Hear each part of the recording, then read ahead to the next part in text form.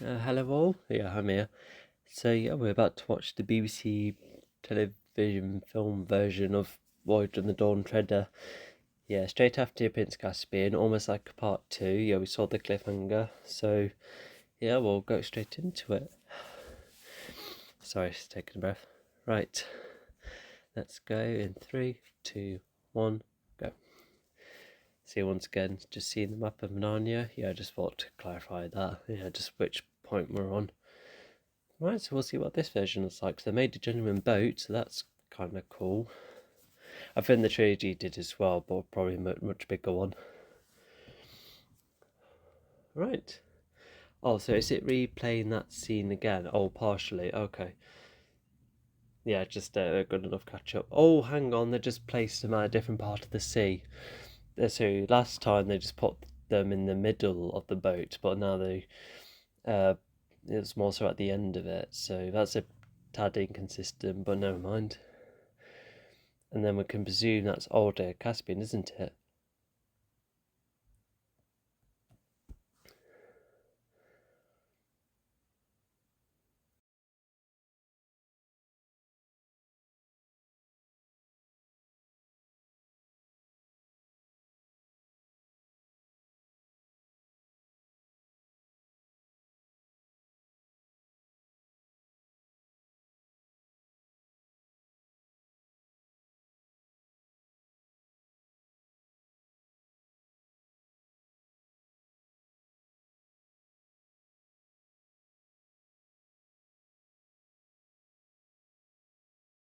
Yeah, I think you should be caught up anyway. So just resume now. Um, all right. So, I like how Eustace was he wasn't given a towel, but he's wet too. That's a bit mean. Oh, so now he's met Rep cheap. We'll see what their dynamic is like in this version. Or Lucy sneezed. She's not doing very well. Also, I feel like they're not as shocked seeing this old the Caspian, unless it isn't. So yeah, Eustace is still not into this at all. Yeah, he still has his arms. Oh no, he's just got something. He's got his arms folded. Oh, that's a almost quite mean at a point where Lucy wasn't so keen, but Caspian defended her, which is nice. Yeah, Caspian has no idea what London is. I don't think. That's quite a nice shot of the sea. I like that. Oh, and that's the same logo as like the credits. Oh yeah, it's nice to see that. And also there's two sails. Yeah, it's a vaguely small boat, but I like it. Even if the other one was bigger in the trilogy. Oh, okay, so yeah, this is Caspian explaining what this quest is. Uh, so yeah, lords that were banished. Okay.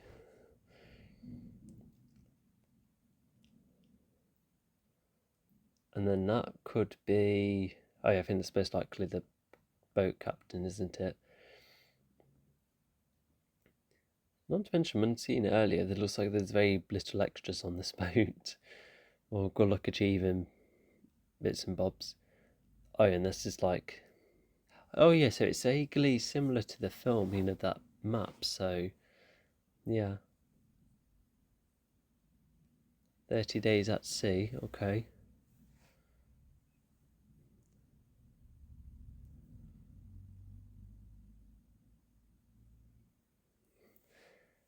So, yeah, that's new. Yeah, the pirates involved, yeah, because the pirate thing wasn't like found out until later, but now they're like, we definitely, know what we're up against at this point.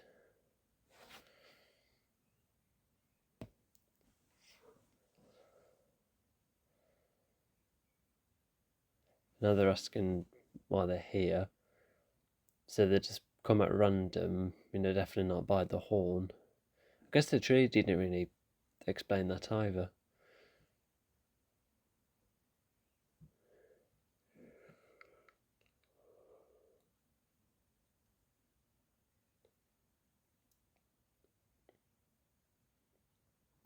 Okay, so that's one reason why Aslan's not going to be out and about. It's because he's in his own area, so fair enough.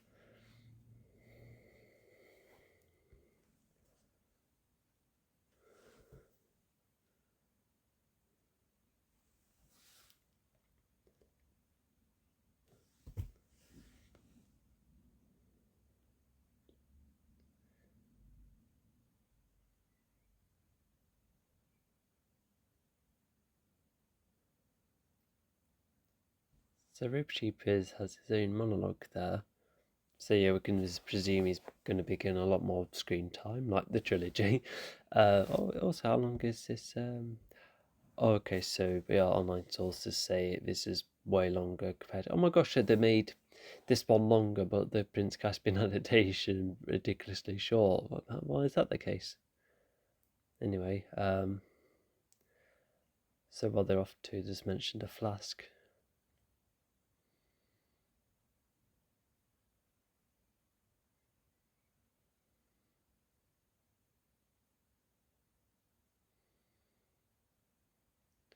Yeah, so Eustace is moaning again.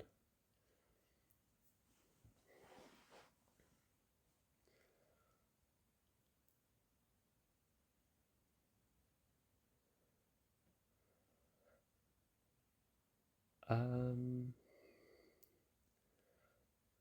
I'm a bit confused then. So Eustace just settling, and then he was just moaning about. Oh, so did he think he was having his own space and he to moan that he had to share with the others? Is that what it was?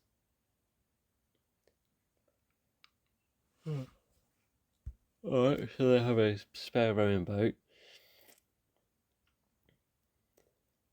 and outside they're just giving a bit of a tour of the boat, to which, okay.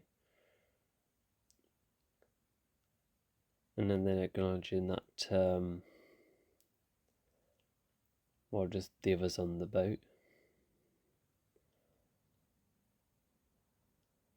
Yeah, I'm quite surprised there hasn't been like a discussion about how long they haven't seen Caspian.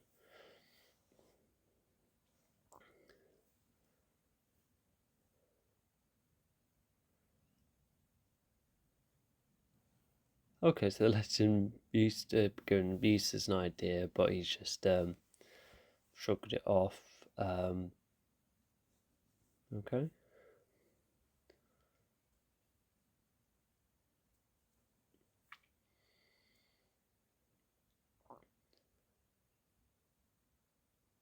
Okay, so they still have Rip Sheep on the lookout. Oh, oh, that's a bit mean to Eustace. Why is he grabbing his tail like that?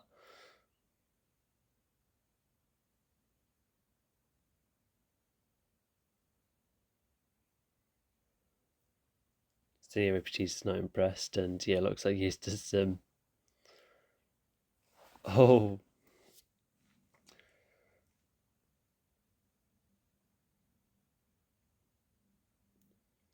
oh, is he going to swing? Yep. So now Eustace and Rip Sheep are about to have a battle. Um, yeah, I was a bit lost for why that happened in the first place.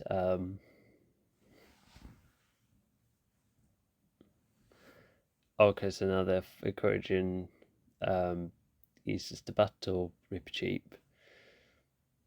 Yeah, because yeah, in the trilogy, it was just simply like a bit of fun between them two. They just like arrange amongst themselves, but this time it's like the crew members being like, "Oh no, you will fight. You will battle Rip Cheap."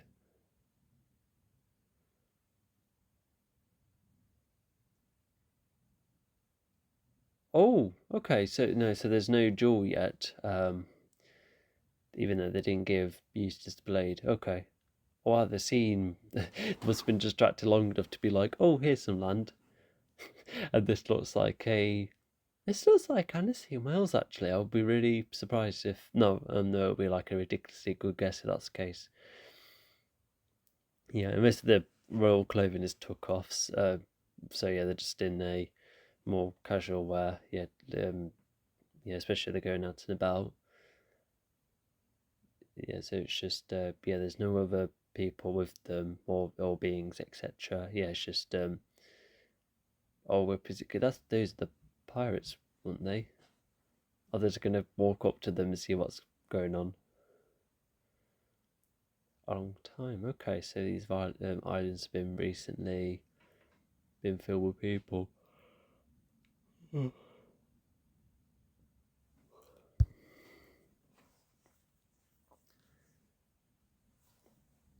So yeah, they're going to encounter one another, but they're going to ask some questions.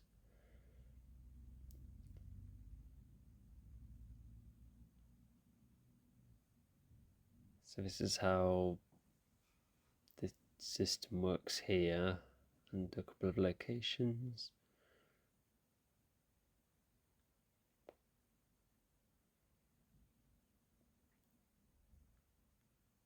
Oh, okay. So there were often some water being like, "Oh, hey, we're friendly," but now they just decide to ambush them, and they've got a pretty good hold on them.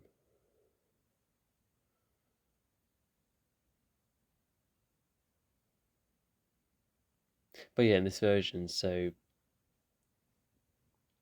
they got Ripperdeep in the ambush. I imagine if Ripperdeep did come with the others in the individual trilogy, I think he would have had to surrender his sword and presumably get caught and then released later. So not a lot of difference. Yeah. So yeah, Caspian's not clarified.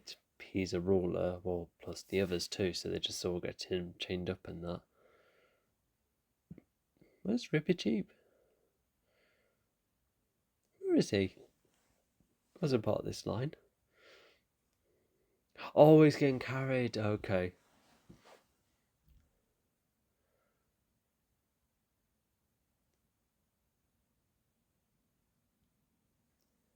So yeah, I'm quite not sure what they're going to do with him because there's no other people about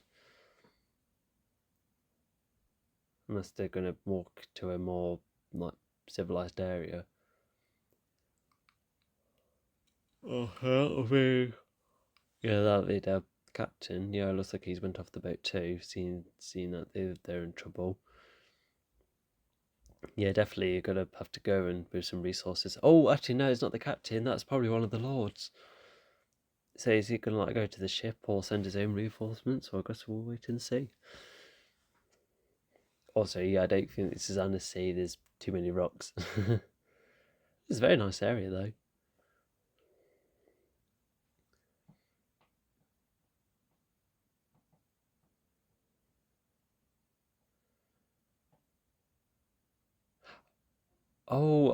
So the Lord is with these pirates, but the Lord's just wondering what's going on.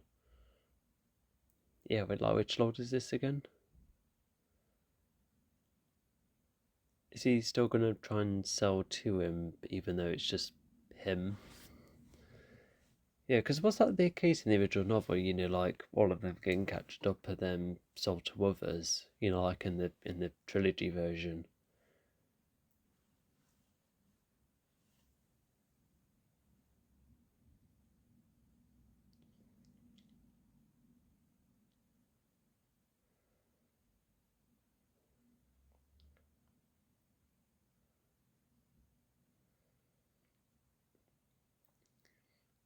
Okay, so Caspian's released. The Lord seems to have some leverage above the pirates here. Oh, okay, so maybe the Lord got in the way of them and then they negotiated like buying them, something like that. Or at least some kind of negotiation.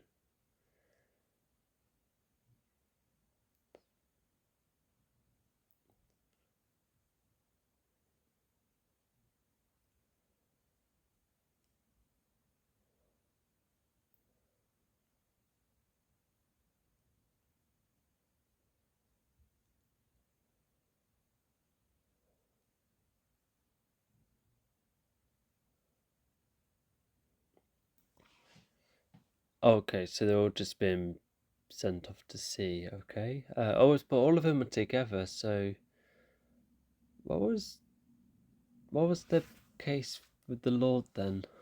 Oh, so he has he has Caspian, okay.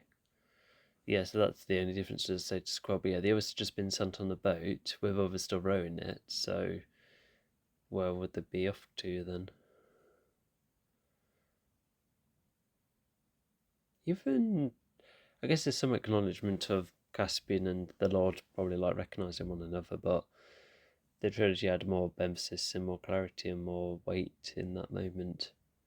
Oh, okay, so now in a more built up area, so all of them are about to get thrown in. So all of that's happening whilst Caspian and the Lord have a quick chat. Okay, I hope it's something important he could do with seeing the others, unless the Lord had to, like go sit and in a way just to avoid too much trouble with the pirates. Is that the case?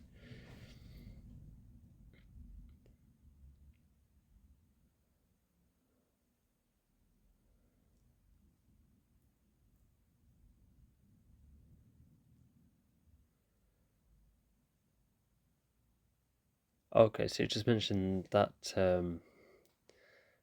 castle. Oh, the Lord and now knows he's royal. Okay, Lord Burn. I thought it was. Yeah, I thought that was the name.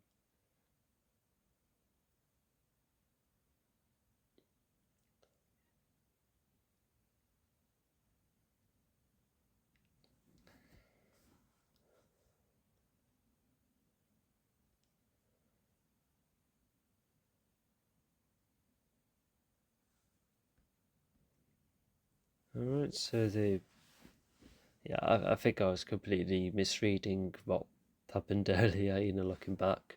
See, I think yeah, the Lord just managed to have some leverage above the pirates. Yeah, just him being like, I have Caspian, and then knowing that they'll probably come back to help the rest. I like how they're casually climbing down the ladder while all of them are getting blocked up.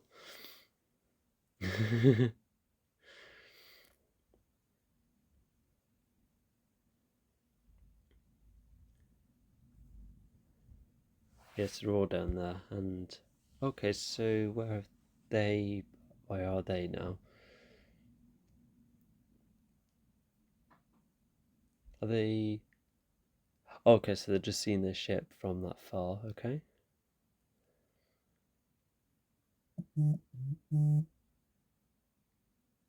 So the Lord still has a council like around this area, and there's mentioned that the area not being, it's still like dodgy activity going on, something like that.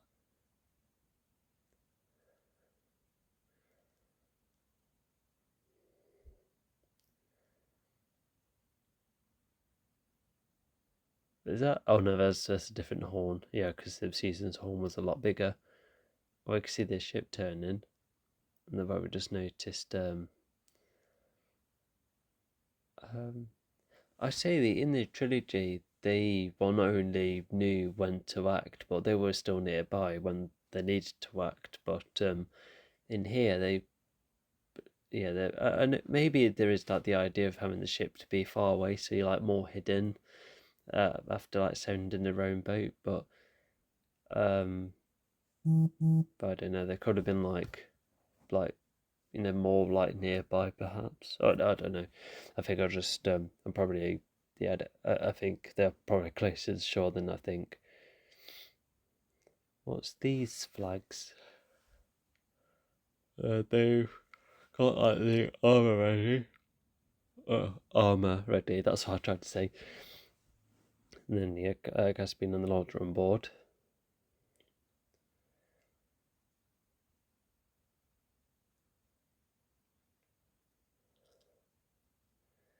So now they're going to save the others. To which yeah, it's just like slightly different compared to the trilogy.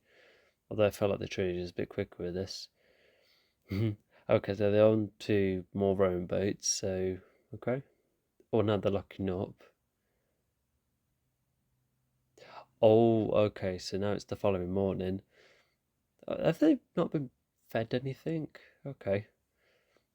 Yeah, yeah, no food and no water for a massive amount of hours. Yeah, that's not great. Oh yeah, with Prince Caspian having that armor. Oh, I know he's a king now. Alright, so they're walking through this area, and they're like, oh, probably. Oh, they seem to be quite accepting of him being around. Yeah, the bowing into it and that. So yeah, it's just only go for the pirates that are trouble. And we can see bits and bobs what the culture is like, and the poor soldiers, some of them are just having to wait to their turn going up the stairs. Yeah, that was a absurdly long shot there. um, are they still down there? I think they are. I wonder what they've been talking about whilst they were blocked up down there. Oh, and the tamarind armour, that's some slightly carried over. Even the Lord is joining in the battle. Okay, and that's one of the pirates, isn't it? Oh no, it's the like the governor of the island. The one with the facilitating a lot of the dodgy activity involving the pirates in that.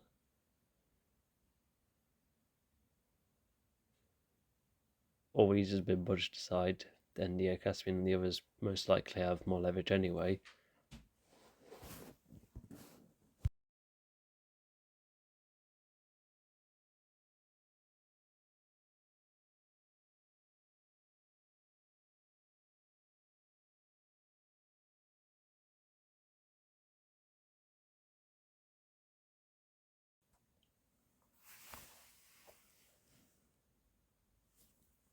Alright, so let's see what happens here. Yeah, there's been a couple of times where I've seen this TV adaptation is like more accurate, which it could be. Okay, so they start by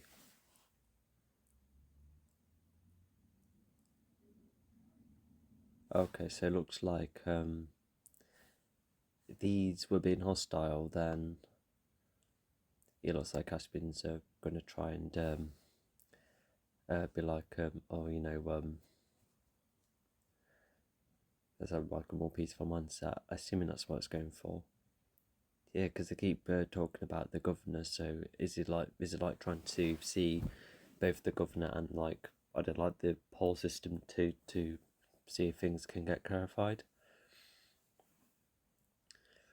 Although I tell you what, because in the trilogy, because I did ask a couple of in a couple of occasions of what the whole area was like and how it worked, and I guess we at least get some bits of context here, even if I am getting a bit puzzled by a couple of things, and even if it seems a bit slower. But not to mention, I think this first stop is treated more. Oh, okay. So it's gonna take a lot to pick up from here. They just flipped a table. Mustn't one of that. Oh no, Caspian's sitting there. Okay, so he's just sitting in someone else's chair whilst I suppose it's like one good way to control the situation.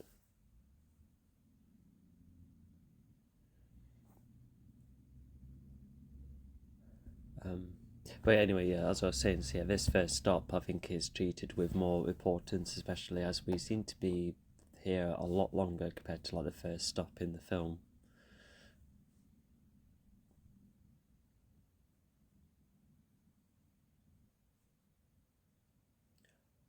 So yeah, Caspian's definitely aiming to try and stop this trading. And so assuming this is the governor, says he's been like in a state being like, oh, we have to make a profit somehow, and but yeah, they're just not having it. Yeah, Caspian and the others, yeah, definitely would like to make an end to it.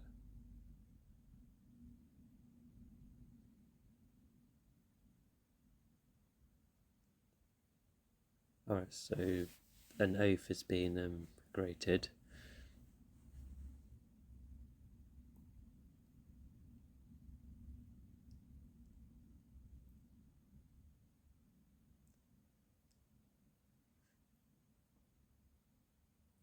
Okay, has he been like cut off from his position? Is the Lord going to be a Lord Bert going to oversee this whole island then? Oh, okay, they better hurry up because this trading is coming about.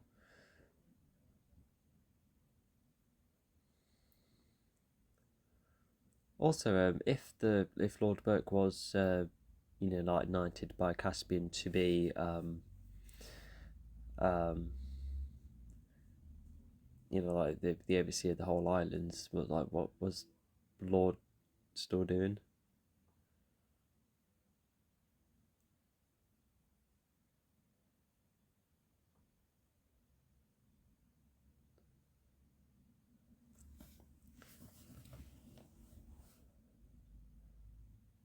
Although again, he's come around just in time.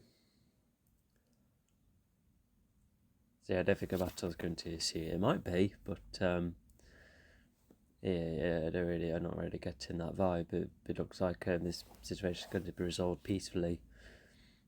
Yeah, not that the fighting's a bad thing, because look like um,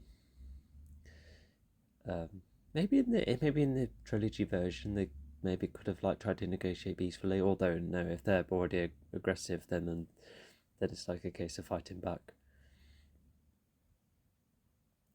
But anyway, so with Caspian being a proper higher up, um, yeah, so he's definitely stopping all of that. Ripperty was just free earlier.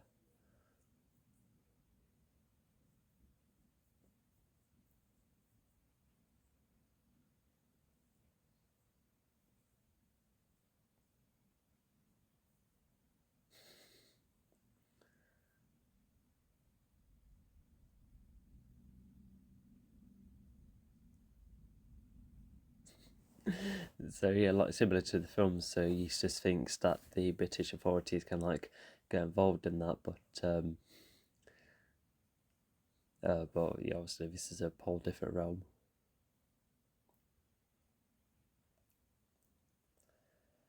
Oh, okay. So we just got straight to the ship. Okay. Yeah, because the trilogy version had like some more time to wind down, and of course there's no sword quest, at all. That was just a film invention, one that I kind of liked. But yeah, so all of that is just sorted out. So yeah, okay. So now we've got a storm happening. See what this does.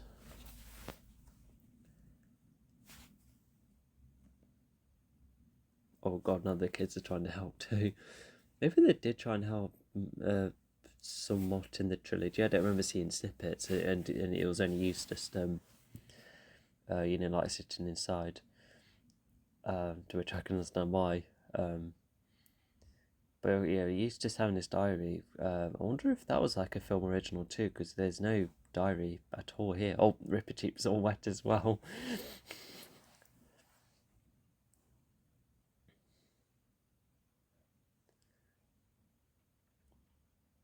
Yeah, not gonna lie. Sometimes depending on my mood or mindset, I do kind of like it when when the rain is all like stronger than that. Like a very satisfying breeze you get. Because I remember like in one of my holidays, I was like, oh yes, I'm so looking forward to be sprayed by the rain in this hot day, but I still had sun cream, so it was stinging my eyes, and that ruined it. Which is a shame because I do quite like it, and I tell you what, it also is kind of a lot of fun. Have you ever been on holiday to a pool where it's raining, so you just get wet wherever you're in and out of a pool? It's I can't like that sensation too.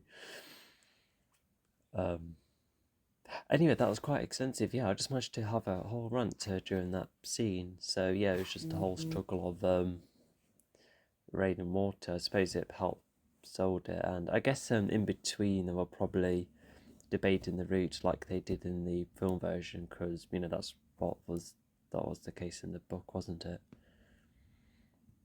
And everyone seemed to be fine and dry. Maybe the floor's a bit wet, but never mind.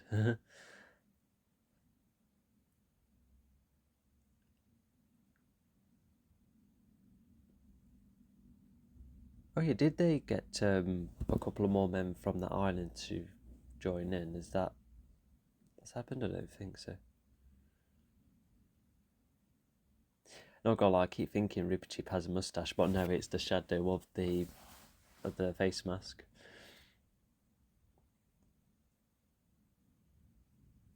The wind has dropped. Okay. Um, okay, so it means something apparently.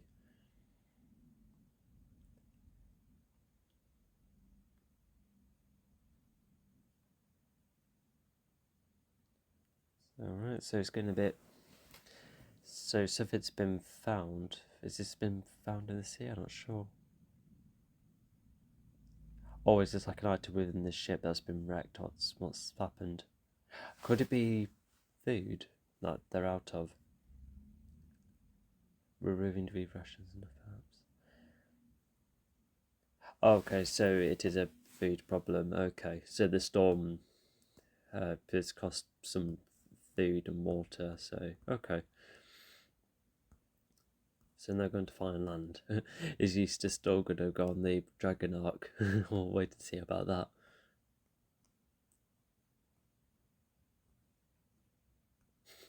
Yeah, Eustace isn't pleased with how disorganised a lot is. To which I could somewhat see why from his perspective, but in actuality, they were doing the best they can. The storm. With what happened, I don't think they could have helped it. Yeah, I think that's like a different like flavour because Eustace never accused uh, the others of being incompetent, just only a bit, not on his wavelength. But yeah, it makes this adaptation stand out a tad. Although Eustace is far more in the background here.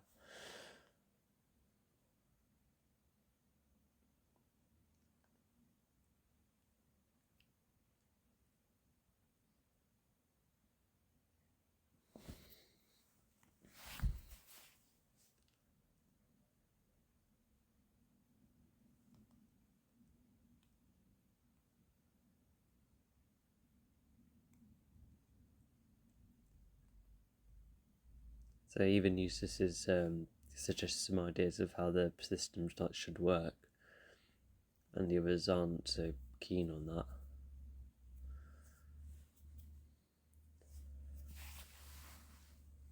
Okay, so Eustace and Edmund just had a tad bit of a brawl then. Okay, they fight for water. Is that yeah, most likely yeah.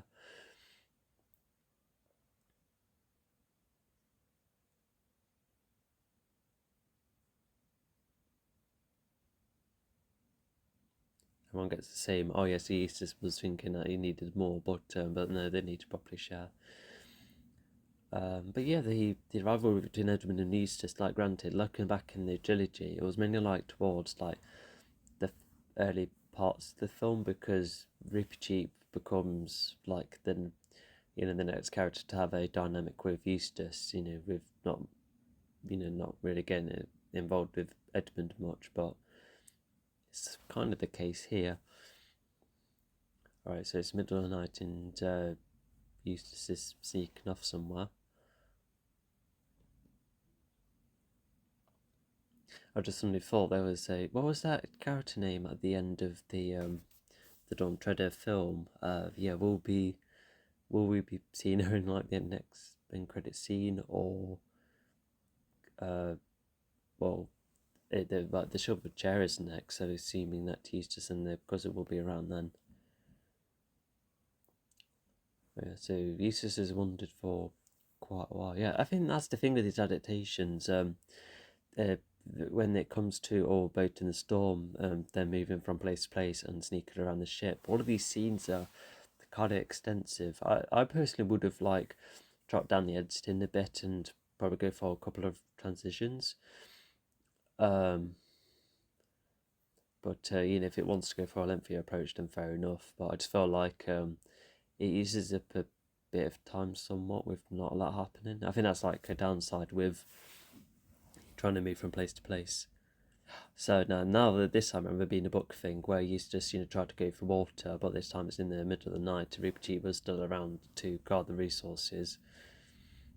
No one is literally awake and going around, so must be a nasty argument.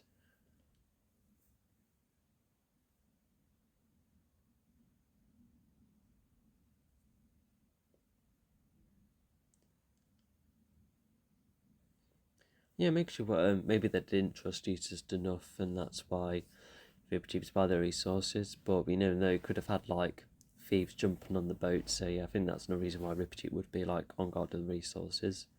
like see that being the case. Because in the trilogy, I think Riptide was probably like following them around, but in this case, it just looks like Riptide is proper security. Always apologise. That's good.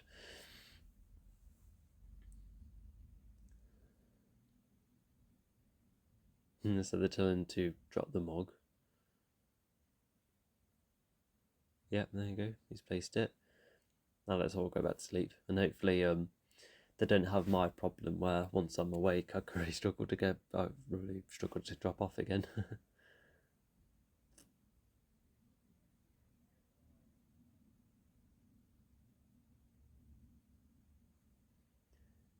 So this is like a another aspect. So Caspians talk about how they're all like thirsty in that, and how it's like proper hard for them all. I say they could have because if they're going to the um, going for land for more fresh water, then I guess they could have shared a lot with everyone now, and then but maybe it is just lasting it just in case there's no water in the next destination, to which that's could be sensible. But being thirsty can generally come from lacking water when you haven't like drunk for ages. Um, so it's just like an instinct that's getting triggered.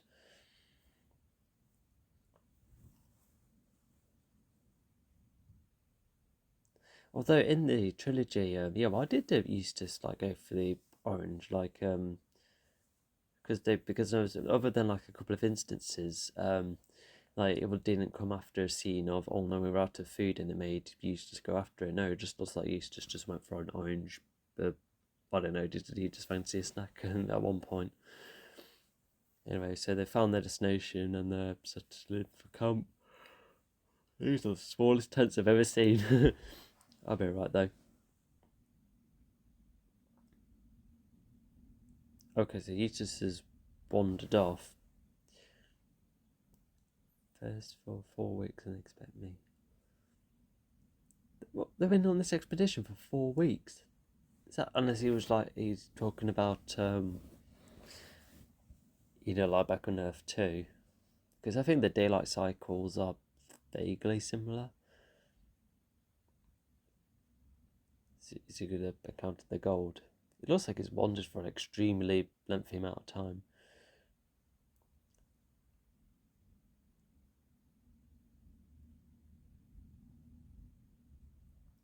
Alright, where was he off to? The others are going to really struggle to find him. It'll take him until like the later till like night time where by the time they find him, look how far he's gone to. Oh, but yeah, not to mention this is transitions kind of done well because it's shown a variety of locations despite most of the scene just having him wander off for an extremely lengthy amount of time. And he was talking about how he's not staying there. And did he was from reading the subtitles earlier? Did he used to say he was like collecting firewood? Well, he's taken an awful long time, isn't he? Unless they did ask him for some, and then he used to like, no, I'm not sticking around. But even then, he'll wander off. Although that reminds me, why did he wander off in the trilogy? Actually, like did he get bored, or well, I suppose he didn't want to be around it Ripper Cheap at the time, so I bet he just fancied his own space.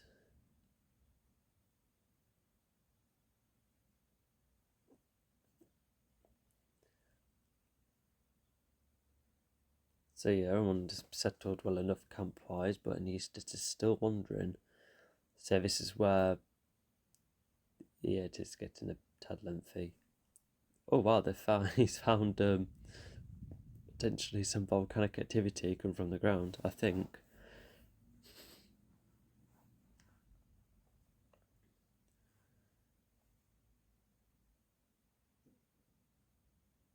Oh my gosh.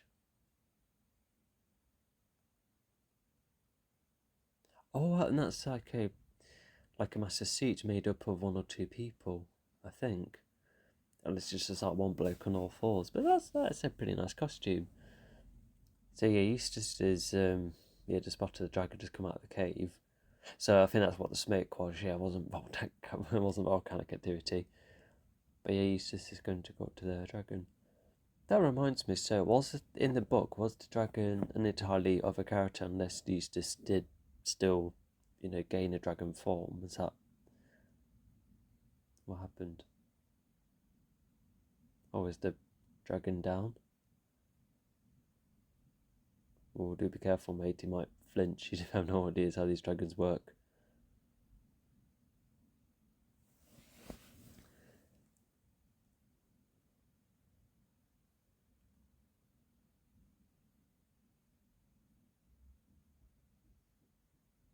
Oh, now he's found some gold.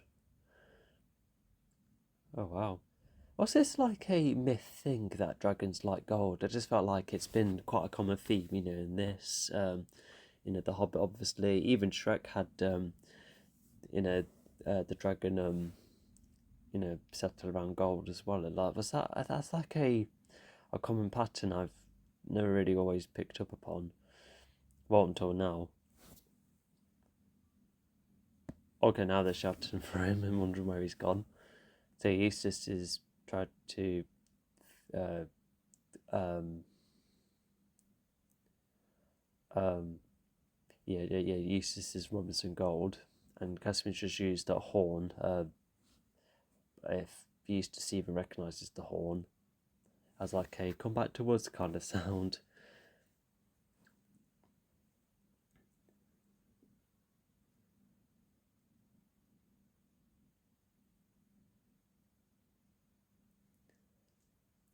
Oh, yeah, that's good. Yeah, because even if Ruby Cheap has had a couple of run-ins with Eustace, he's acknowledging that if Eustace is a similar bloodline as he says, then then he must be searched for.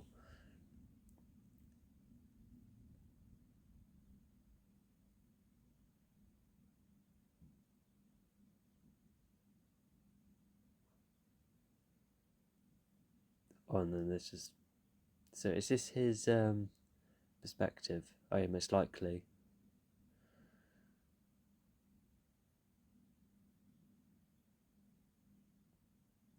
So yeah, that's so because there's no because there's no mist in this version, and so I just had to guess that did if that dragon did reach its end, did Eustace then become one to like take its place to guard the treasure or something? Is that what happened?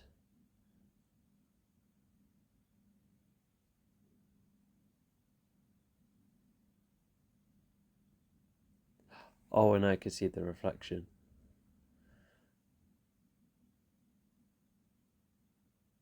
and it looks yeah.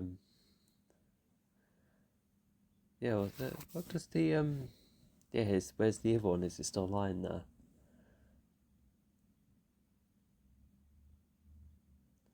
Because because I was not sure about this version, but in the trilogy, I assumed that all of the mist covered Eustace at a point where the form then happened.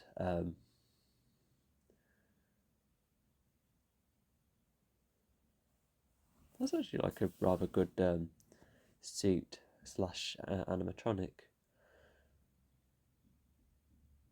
Yeah, imagine if um, if you do come back to more practical ways of filmmaking. Yeah, it could be cool, but I think my thing is that if we create too many like practical bits and bobs, then it just gets left in storage to never use again, unless they recycle it in some way. So Eustace seems to be vaguely chill with this. Yeah, he should be in a state of be like, oh no, what's going to happen? Will I ever come back to being human? Because that's what the trilogy kind of covered. Also, earlier I thought, did they see Eustace and then decide to wander off? Is that what happened? Even this combustion here isn't too bad. Oh, it looks kind of off when going close to the camera.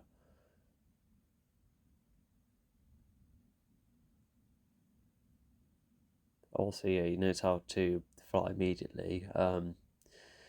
You'd think oh yeah, because yeah, that's the case in the trilogy too. Like, unless dragon wings are extremely easy to utilize, I think it would still take some practice though.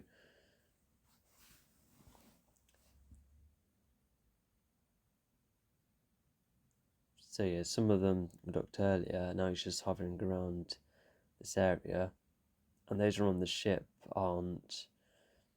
Oh no, there's not many on the ship. Maybe they're down below deck. But I thought I saw someone like wandering about. Like he would be screaming and yelling about it.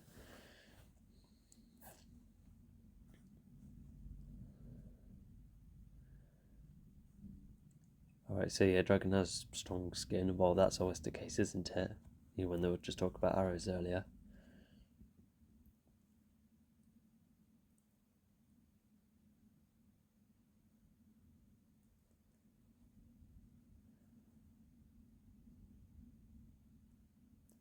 Oh, okay. Um, because in the trilogy, there was that idea of, oh, maybe eating the dragon, just like a throwaway line. But in this looks like because it's not a threat at all, and yet they already thought, oh, let's still fight it, unless they are talking about it like a resource thing. But yeah, that's a bit mean, isn't it? It's just unless it is like a food thing, they're just gonna go for it. Yeah, it's a bit mean. Yeah, so just sneaking up on it, so that must be a bit spooky. And even though we've heard what's going on inside Eustace's head earlier, yeah, I don't think he's able to communicate with any of them. Ripti's trying to charge ahead, but they're all going slower. Yeah, he's not threatening at all. Maybe he lowered the weapons.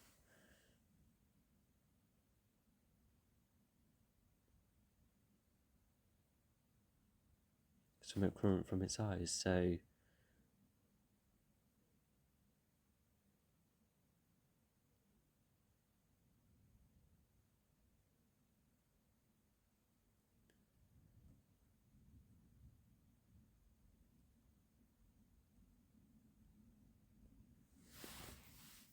Oh, it's nodding, so.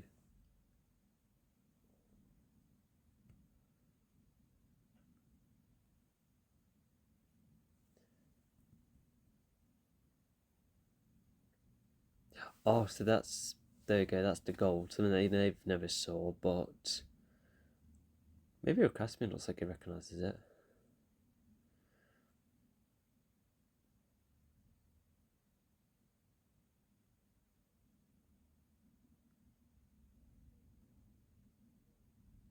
Oh yeah, so that counts for where the second lord is at.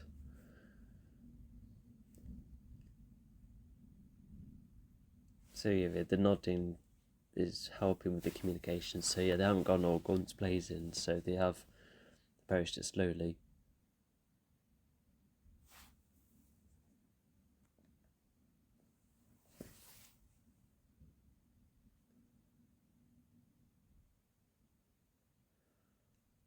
Oh, so they're happy enough that he's Eustace, but at the same time, he's in another form. Like, are you not more concerned? Even the trilogy kind of cover these little bits first. Okay, so I guess they're happy enough, but they're like, oh yeah, we'll hopefully get back to normal. But um, well, we all know that hasn't will be like the best answer. Yeah, assuming that's the case.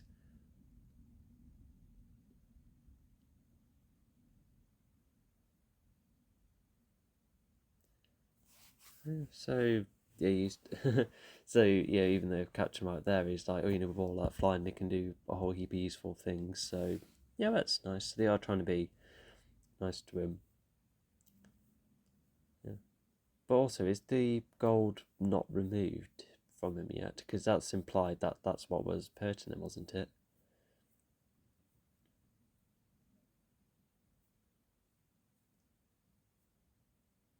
Yeah, the dragon's a lot smaller, isn't he? To which, yeah, dragons don't have to be massive, but yeah, like at least he needs to run it. So are they just having a little bit of a ride? Is that what's going on? Unless they're going to actively going to keep searching for other resources, etc. Also, what was that log he just like randomly moved earlier? Like, what was the point of that?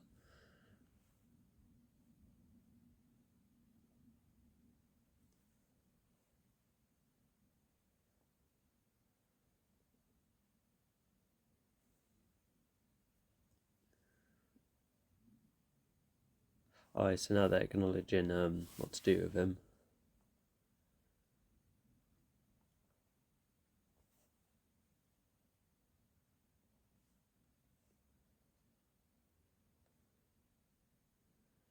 I tell you what, that bearded bloke, is he the one with the daughter in the trilogy? Is that the same guy?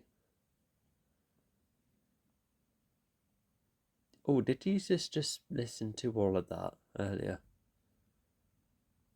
Yeah, just like with everyone being like, oh yeah, what do we do? Um, not gonna lie, I think he could like fit the ship. You know, he's smaller, but maybe he's just small in this adaptation, and maybe he might still be, quite weighty. Oh, he's face to face with Aslan now, I think.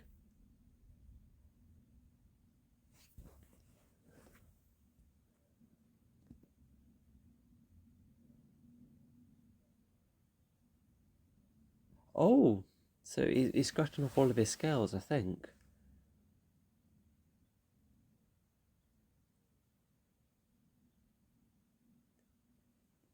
Yeah, looks like he's shedding some skin as well.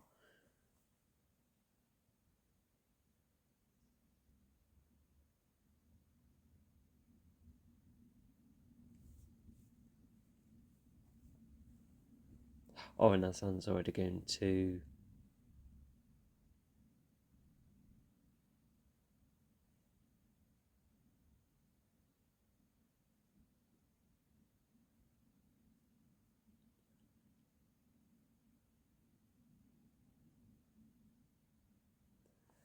Okay, so he's just sunk somewhere in a cave.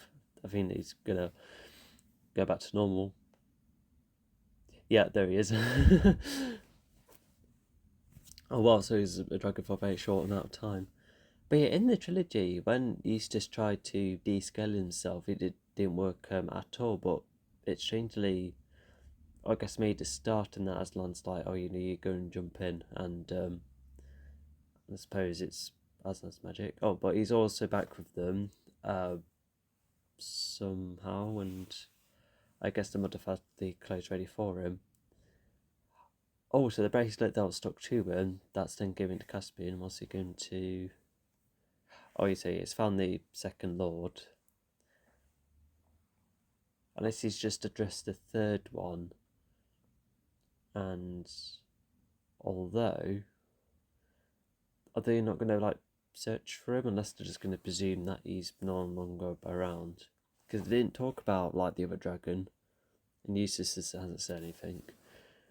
But yeah, that was like the quickest like time in a second form ever. So yeah, he just flew about a bit, helped with a couple of things, and Aslan's like already like, oh, you can go back to being human now.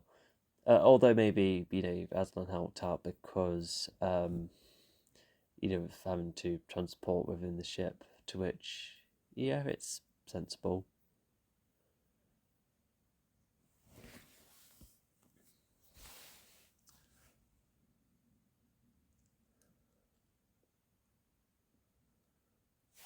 So I think they spotted something in the water. It looked like a creature.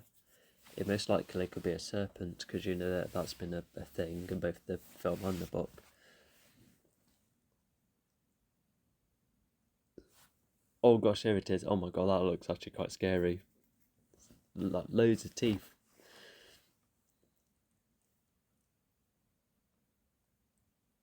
Aslan maybe could uh, return Eustace to the dragon form, perhaps. Nah, that's impossible. I just felt like Aslan took Eustace in like to another realm, like quickly teleported him, and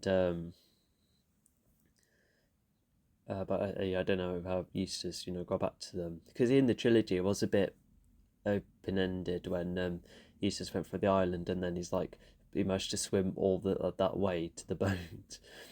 But at least that's something. But in here, it just kind of skips off screen. And also, they just jabbed at the serpent a couple of times, and now it's sort of way off and away. It looks a pretty cool design.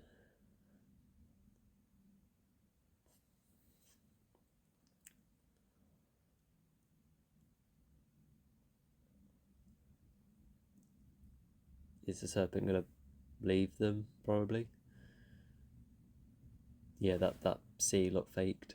It looks fine though. Yeah, for 89, and the CG was still trying to find its way around. Because in the same year, the Abyss did the water effect. So yeah.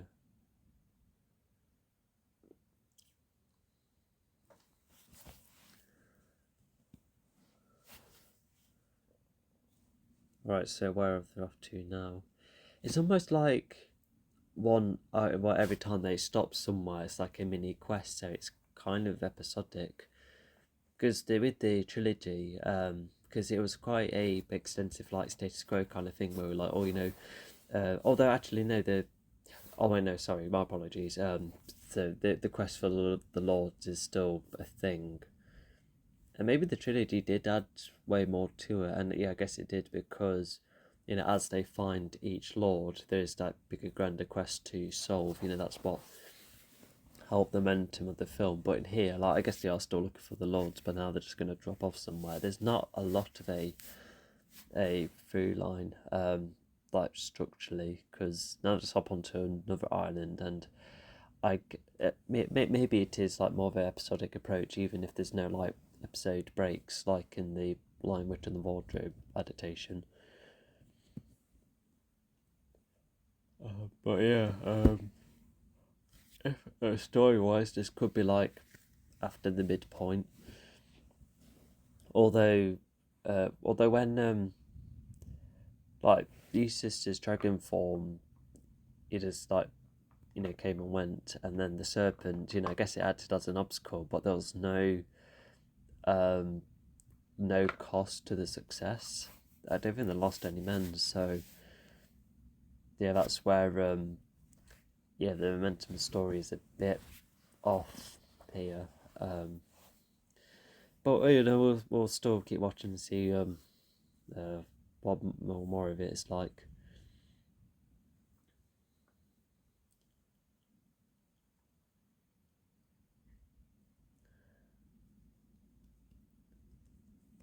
So could this be like the island where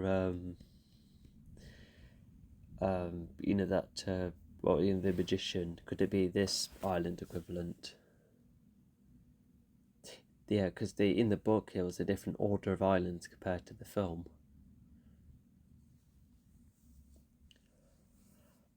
Right, so I found some mirrors. Oh, sorry, dude. Yeah, sleeping problems. Alright, so they're just looking around here, they're describing in the area.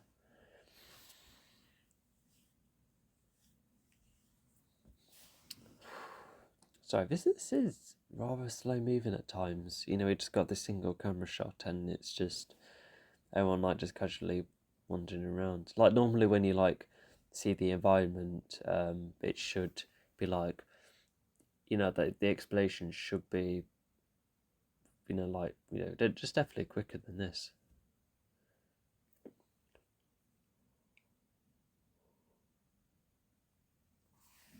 Whose armor? Is it this another place of another lord? So they just mentioned the dragon again, so they seem to be a bit more prominent in this adaptation, as if a dragon was around here. Oh my gosh, this is the of course, yeah, the book had the cursed gold in the water. That was an island on its own, wasn't it, in the book? So yeah, now they're just investigating this area. So yeah, that is one of the lords, and yeah, in a bit, gonna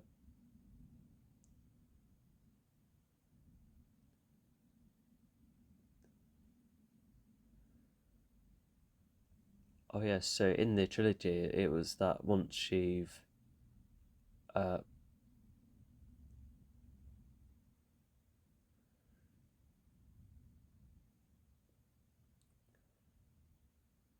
yeah, so as I was saying, so in the film trilogy, so once you touch the gold like spreads, but in here, it's just simply the water, um, like the gold covers what it interacts with, so it's a bit simpler. Yeah, just like right here. Yeah, so this shell is half and half. So it's a different way of how the water works.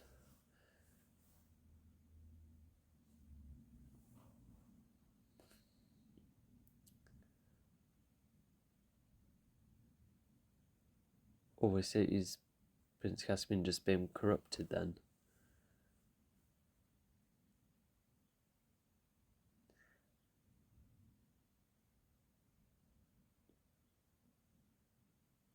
Also, this is pretty much the time Edmund and Caspian clashed, and it's both Rip Cheap and Lucy trying to stop him. Oh no, be careful, you don't want to fall in the water. Although Lucy thumping them is not going to help, you need to actively, separate them. Although Aslan is he here, or was that just used as perspective? Oh no, it's just come and gone. Okay. But yeah, have him to stop the fight or be the reason. Yeah, Aslan probably could have seen how serious it was.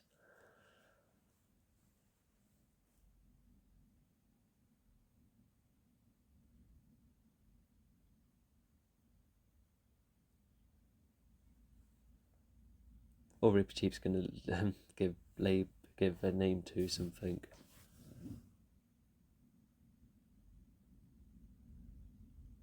Oh yeah, even at Rippercheap, he's like, no one wants to take his shell, and no one's like, nah. And yeah, just go show that, they're just going to project that gold because it's already corrupted them once. Um,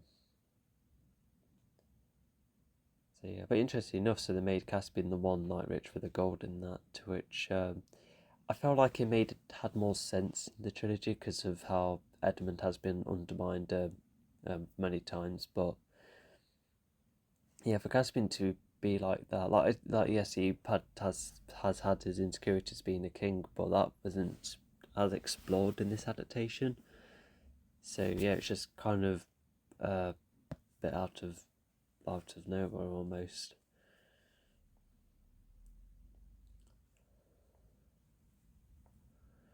So I assume in there in the same island.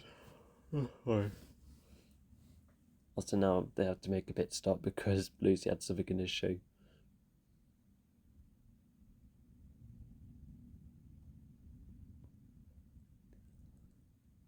Then they're talking about Ares being safe. Okay.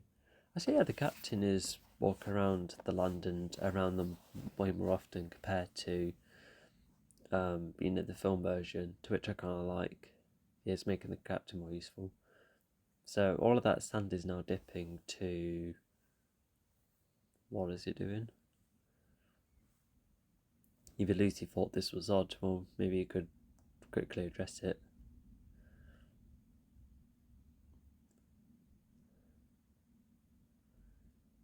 Oh, hurry up, Lucy! I think you're getting left behind.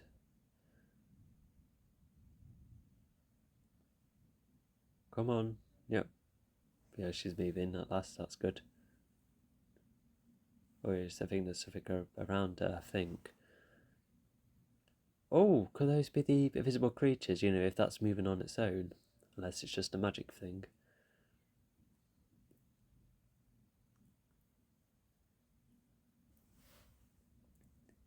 You used to describe the area as civilized, so yeah, if it's like fresh water in this house, then I can see why you did that. Oh, so the stomping is invisible creatures, so okay. That's why the sand was dipping earlier.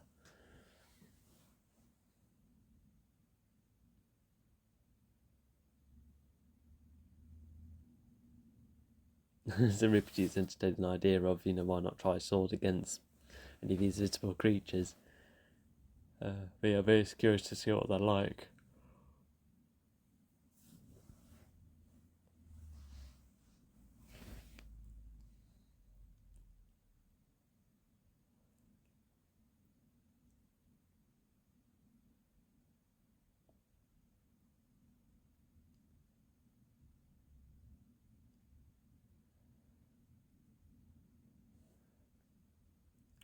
So I guess they were talking about, fighting these invisible creatures, and I think Ripper Cheap is probably trying to explore other solutions.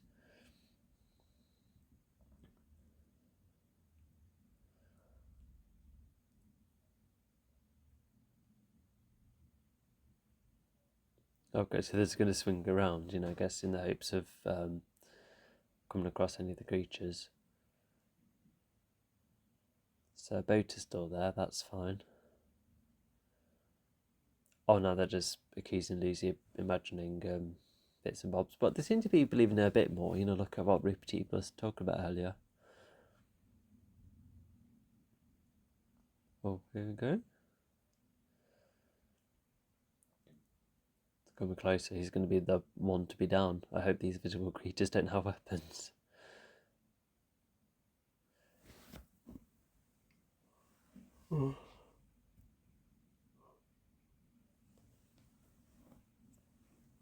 Also, they just announced Lucy as the queen, so will the invisible creatures think twice with what to do with them?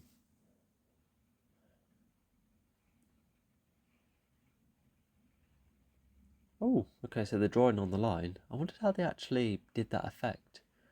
Oh, are they now starting to interact with them? And is it, that circle, that line that's being drawn, is that like a massive circle that's going to be drawn around them? I think. Alright, so now they're sitting us down. Sitting us down? No, making them all sit down.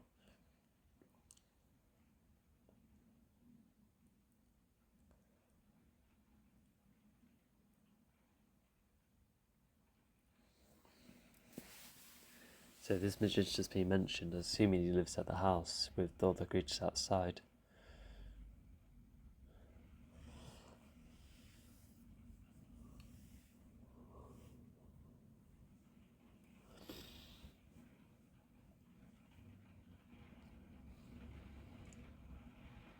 Yeah, sorry if you can hear the rain outside.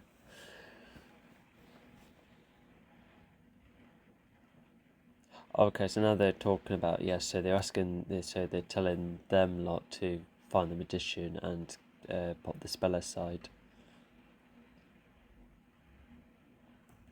Oh, and despite everyone being there, they're just asking specifically for Lucy, to which... Okay. I felt like this should ought to go, but... Never mind.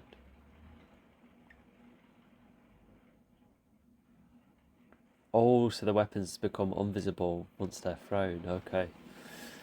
So that's where they are generally getting threatened.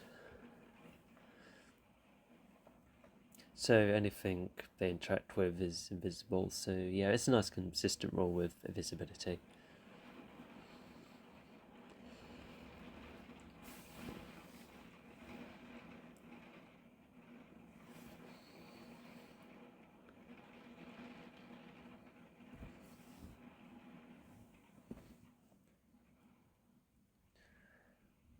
Yeah, so I think after being threatened earlier, so Lucy's like, yeah, I'm gonna go and find him.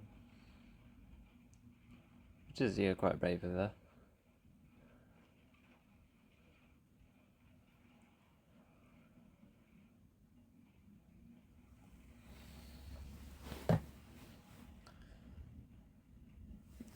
So looks like Rip Cheap is talking about coming with her, but no.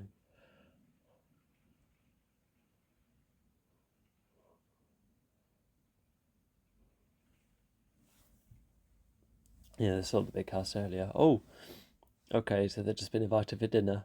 Oh, so all of them still come, okay, but Lucy alone's still going to do the task of undoing the spell. Is that the case?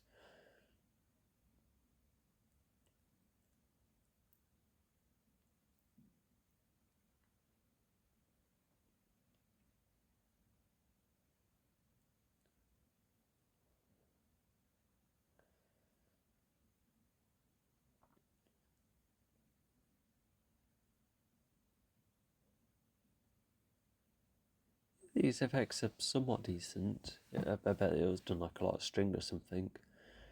Also, all of them are getting fed, but nobody else from the crew. Yeah, it's a bit unfair.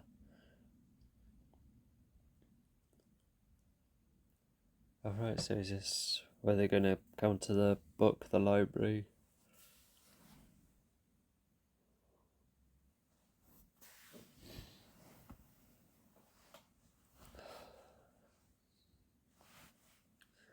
So it looks like she's trying to gain some courage before going to which,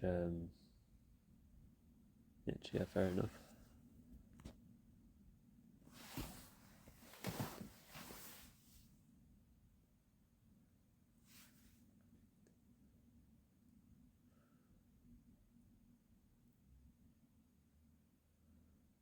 Not gonna lie, this looks like a 360 camera effect. Yeah, I think there's some kind of lens on the camera. So we see more of the house, which, yeah, kind of cool because we only saw a couple of bits in the trilogy, so yeah, it's just a bit more exploration.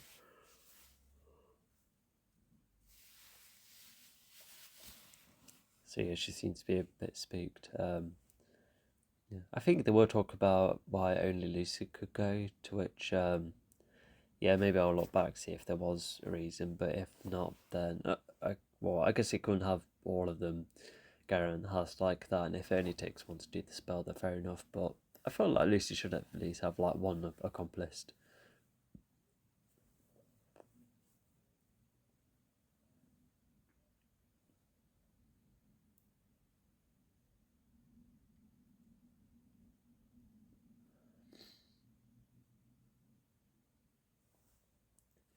Yeah, I think they found the room.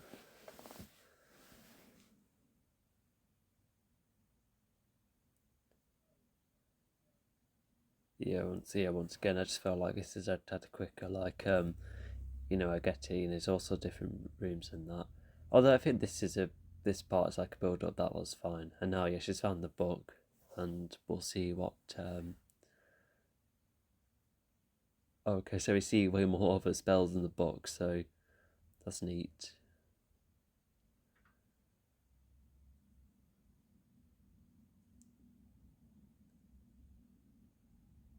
Oh, they're animating. Okay, that's kind of cool. So the bees just flew up the book. I suppose they're gonna pollinate the island now. Oh, calm down a storm. That'll be. So yeah, it just has like its own little effects, like the film, except it's more. Yeah, the animated elements just come from the book itself, even if there's some interaction with the real world.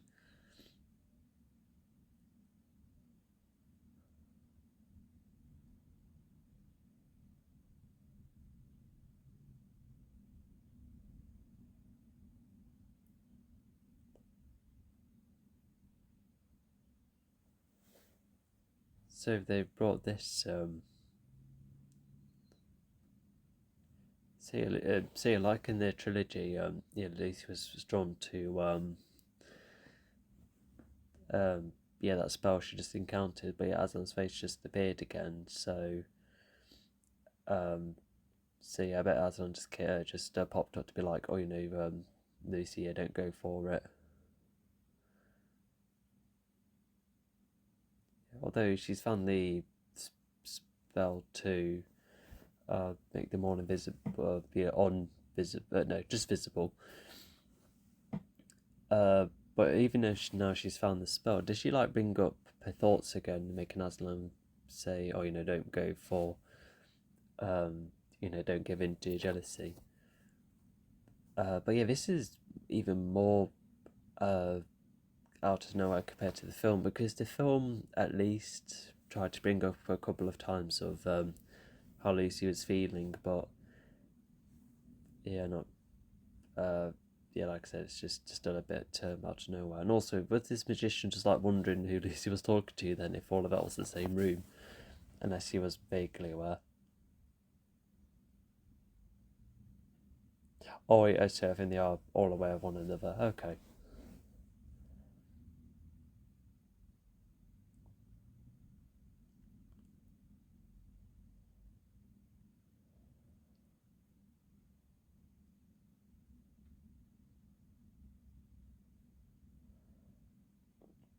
Yeah, I say I do like how Aslan is like he does keep coming in and out in this version every now and again. So yeah, because if he's said to be like in his own area and he could still find ways to communicate with the others, I do like he comes in and out at times where he's needed.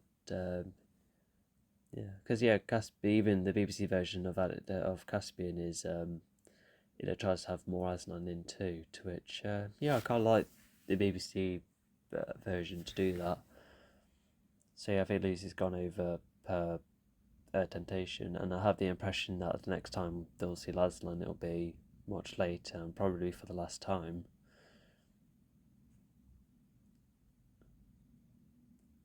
I think it was a bit too brief to say enjoy. It's just more like curious.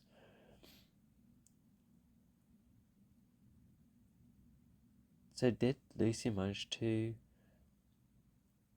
um uh, do the spell? Oh my gosh, I just felt like the magician just like stole all of that from a kid's party. None of that looked authentic. The plates look paper. Unless I'm wrong.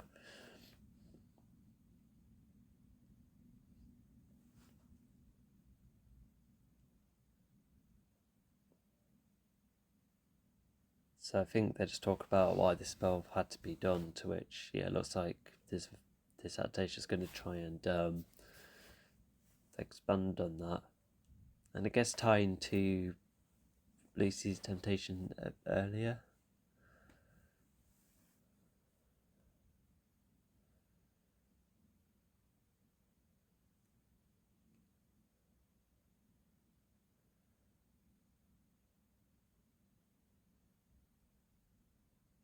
Yes. Okay. So yeah, the magicians was to talk about what they've somewhat been doing all this time, and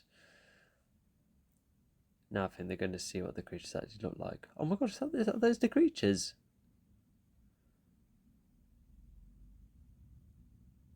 Is that what they look like? Okay. So this is drastically different to what they look like in the film version. It looks like the film version went for a completely different design. Although, do these creatures actually come from mythology, or did C.S. Lewis completely make them up as an original idea? So Lucy's going to try and greet them, although everyone else is still in the house.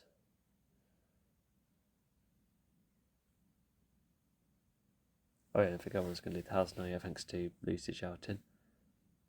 Oh no, yeah, so they do look like, what were those mushroom creatures then? So now we see them, hopping on one leg. Yeah, just like the adaptation. What were the mushroom creatures then? Were they just other creatures being invisible then? Oh no, they were hiding beneath like a mushroom shelter. Okay.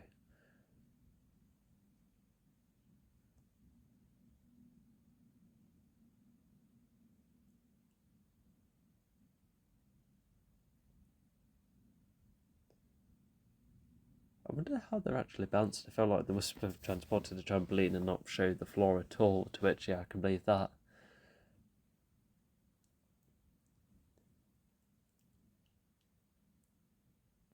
So it looks like, so everyone's happy, I suppose. Alright, so what's the magician going to say to them before they all leave? Yeah, not to mention, I felt like Lucy's temptation, like, other than requiring Aslan again, that too was just kind of brushed aside once it was somewhat covered, because it kind of came back in the film version like a couple of times, and once again there was just a bit more weight to it.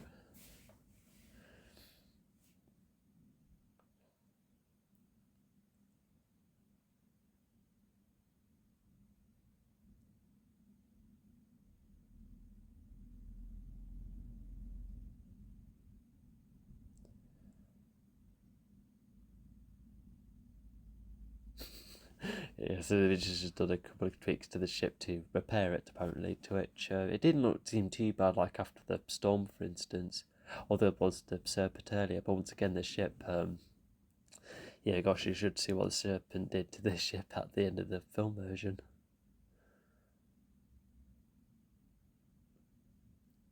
So yeah, now they're off again, so they might be looking for more lords, and then they found yet another destination, but unlike the film, the magician didn't suggest a quest for them or say, oh, this is looming danger. Yeah, just them not on the voyage, just accounted it. It strangely follows the this happens and then this happens and then this happens. It's like I said, it's gone for a more episodic approach, which I guess it's fine for like a media like this, but it kind of just messes with my engagement bin, because it's like waiting to be engaged for the next thing, to which yeah, it doesn't quite sit with me.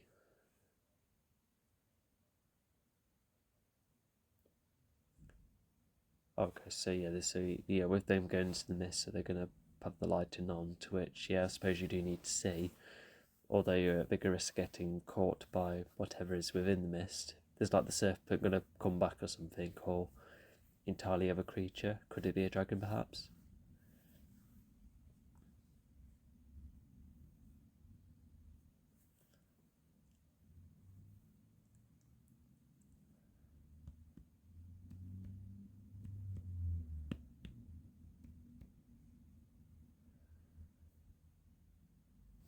Okay, so I think they've gone onto some land, so it's a bit dark. Um, or that could be one of the lords. So how many lords did they actually encounter? About 5 out of 7, unless the book had it, so it's less lords.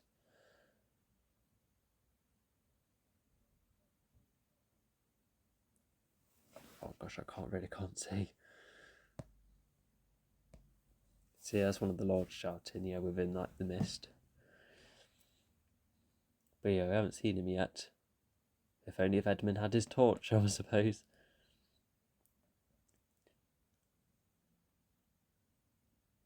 Or is it going to come out now?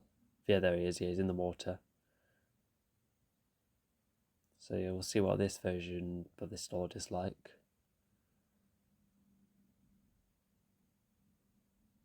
For a second, I thought it's going to be um, taken by something underneath the sea. And whilst the danger could still be about, but they're just focusing on getting him away, to which yeah.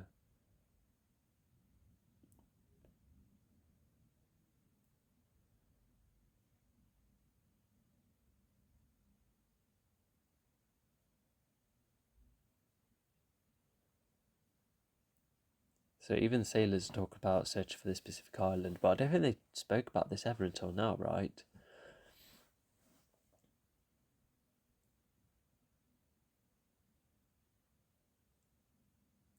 Oh, so he just went from, oh, it's where dreams appear, and now he's just talking about nightmares, so I guess it's just gradually making the area seem more scary. Although I suppose they do need to get going.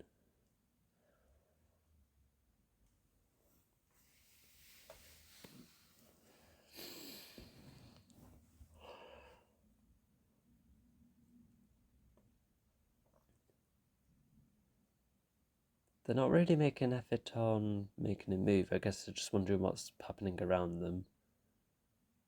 Or I think they spotted something, I think.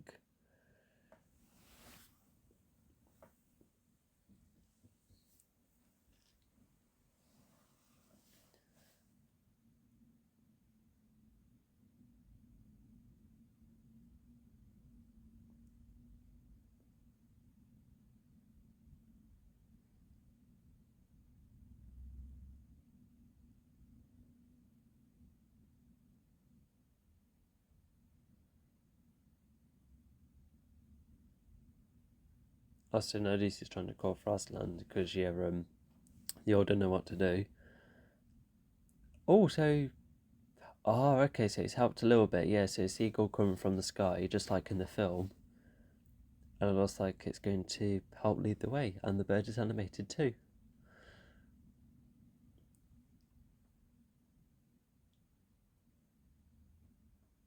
Would have been nice to set up that, if that's the rule, follow the albatross.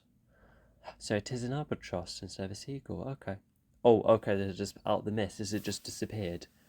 Did Aslan just help them out and all of it needed to do was to call out?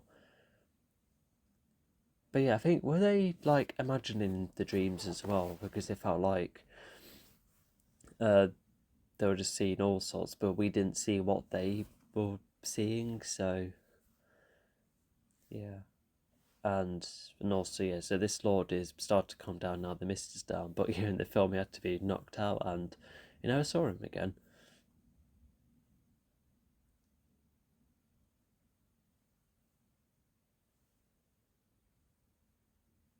But yeah, the island's gone, but I don't know how.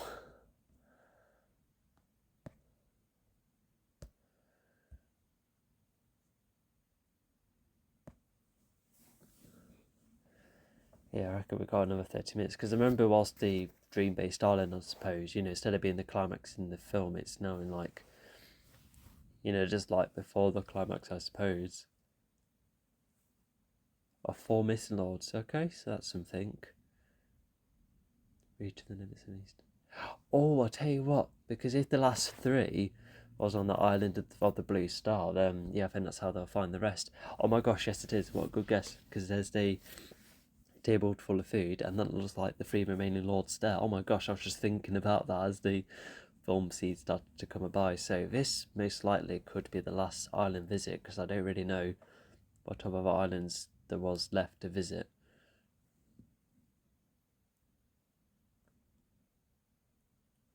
So yeah, it's confirming that the lords are like asleep and that.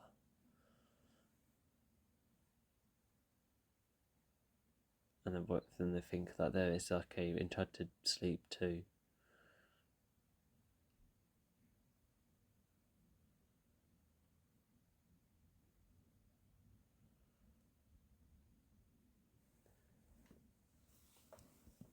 So it was seven lords. Okay, so they've all been located now. So okay.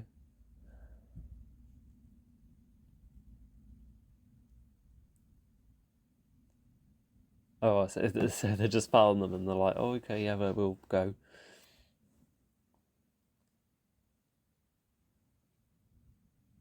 Or and they were tempted to go for the food, but now they're not because how it could have affected these lords.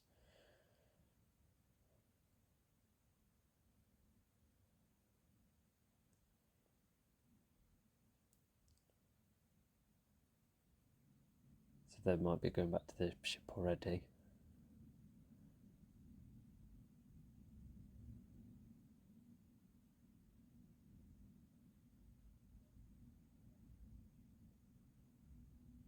So is this like the end of the quest then? Oh, so they are going to eat the food then. Okay. Some are staying and some are going. Okay. I tell you what, because if they're going to see Aslan one more time, maybe that's why some are staying and some of them are going, like on just on this very island. Okay. Yeah, I suppose the ship needs looking after, but yeah, so just the main roster, I suppose, are all staying.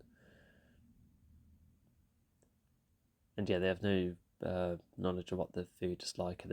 They talked about it being like cursed in that, but also they're still going to go ahead anyway. So Caspian's like, we must not fall asleep, and now they are, they're just, here they are. Yeah, looks like it's strong food. Lucy's waking up. Oh, doors are opening and someone's entering with a lantern. Oh, is that the star? What's her face? I think it is. Just appeared from a couple of double doors. Yeah, because you can't really have a beaming from the sky like they did in the film.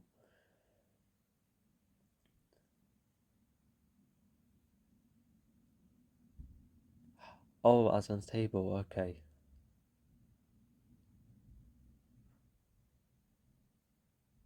Oh, so okay, so they didn't eat. Okay, but Caspian was aware all this time, and so were the others. Uh, but yeah, the star is about to explain that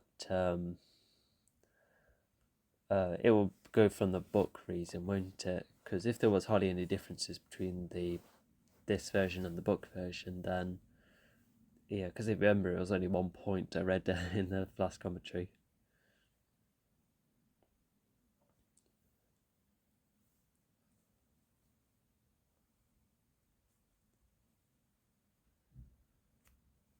So yes, she's explained why they're all asleep. So like I said, it will be most likely the book reason.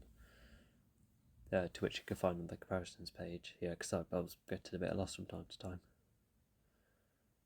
Yeah, because I think that's like why I don't always like to go for commentaries for films I'm hardly familiar with, because I'm just trying to catch up like you lot are.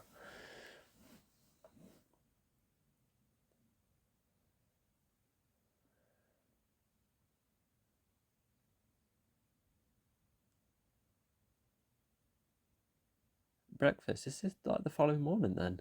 How long have they been awake? When did they last sleep? Oh no, they must have slept and now it's the morning, okay.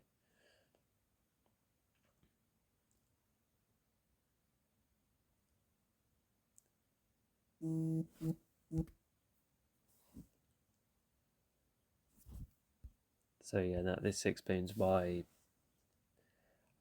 Did Lucy ask her the name of the table or the name of the island? But I guess she's getting caught up regardless.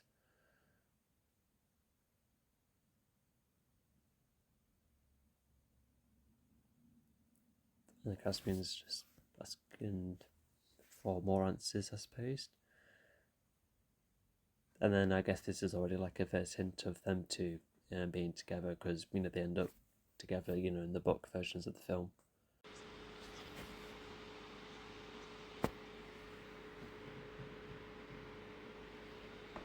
Oh, who's that?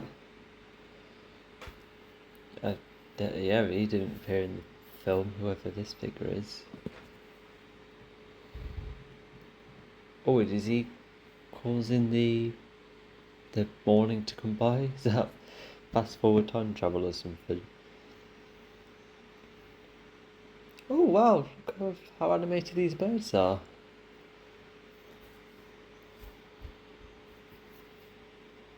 Yeah, their interaction is, yeah, they've interacted quite well. And what's that he's carrying? Oh, he's just fed the newly introduced dude.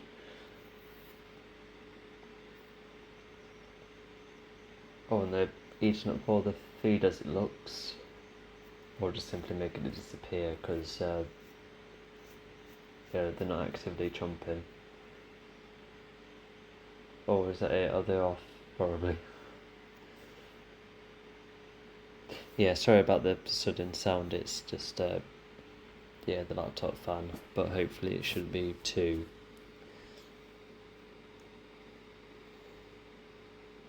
Oh, Caspian's onto it, we just introduced this new person and he's already like, please help me undo this spell. We need to wake the lords up. Although as it looks, so they have to travel to the island to Aslan's country or etc. to undo the spell.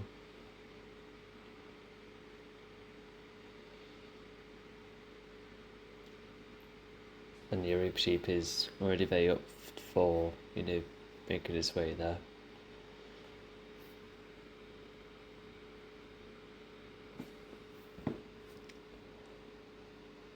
Oh, he was a star. Okay.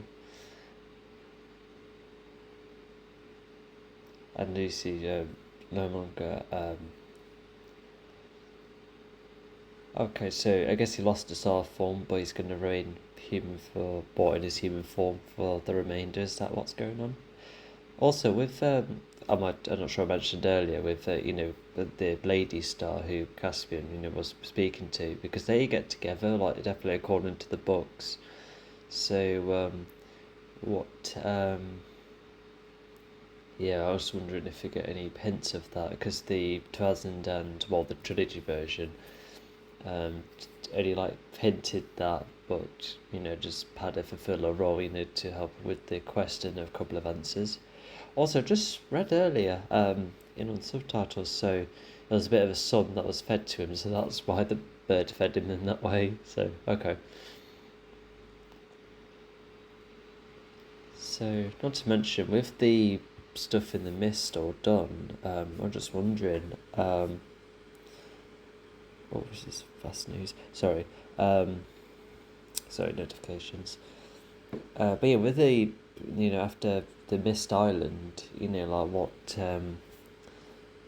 will the climax be? Unless this is just a very long resolution almost.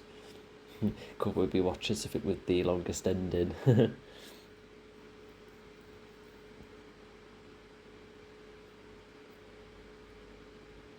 So they took that lord, I guess to go with the others. Okay, he's gonna sort him out some way. I guess we'll see.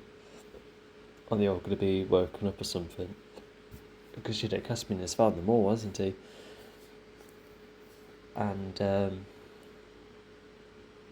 he just sent him to leave. Okay, I guess similar as a German to the others.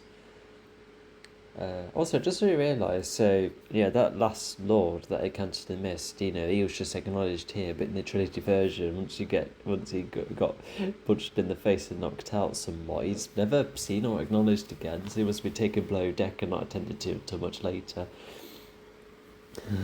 Imagine just seeing him waking up. What happened? I just remember being punched in the face when we were in the mist, and then I guess he was like, while the others were like, oh, well, that's sorted now, and I guess we'll all go back home now that we dropped off the dependencies. Well, the last of them anyway. Anyway, sorry. So we got the rest of the crew. They just come up to this island, and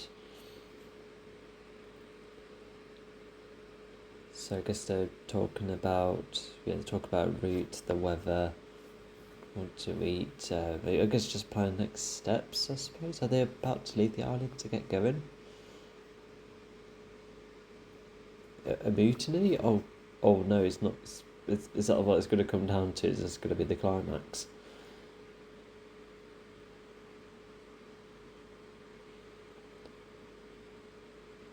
So yeah, Ripjeep is reaffirming that he is very keen to go.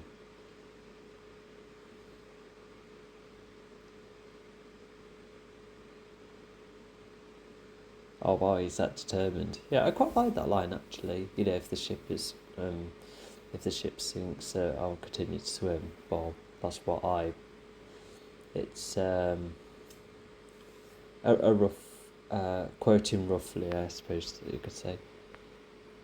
Oh, and thanks to Ripjeep, so that guy's fine. So last part of the voyage. I find this moment a bit odd because, whilst I don't know, there's definitely not a lot of time left because we've pretty much seen all the islands I can recall, but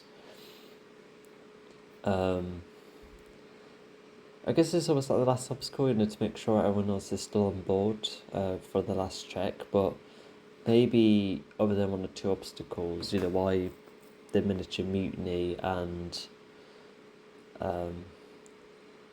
I'm just quite unsure about its structure occasionally.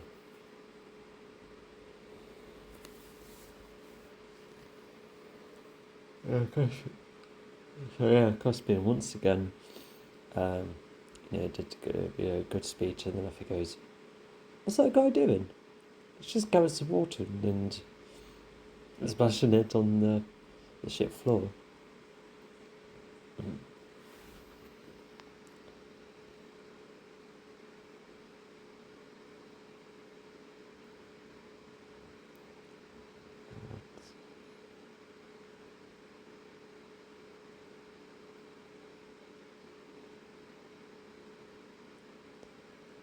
So they tasted the water and it's meaning something. Is this like part of the route, or? Describing the water as fresh, but it's the sea, so.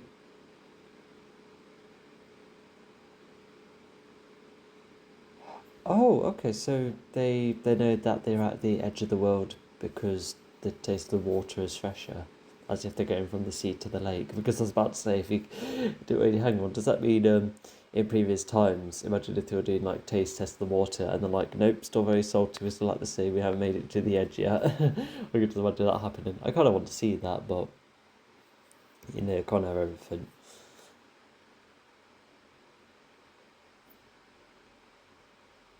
Oh no, so Rippity was talking about literally falling off the horizon and it spooked Lucy, I think.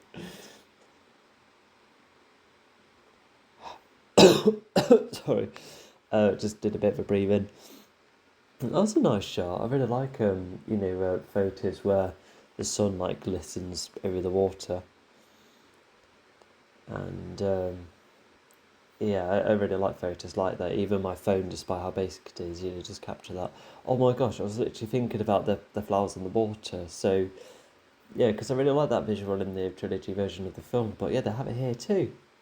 Oh, there you go. They gave her a sample. We can see a close look what the flowers are like. But we already know we're at the edge, so why gather all of these waters? Um, is it to collect the vegetation?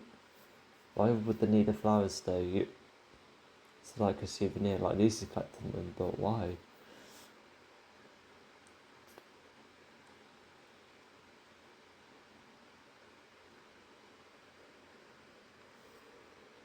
Oh wow, so the sky seems to be a bit more, how would you describe it? Just a lot more, like, bright, very blinding. So, uh, yeah, that really adds to the effect. So they passed all of those flowers, on the sea, so it looks like we're really getting there.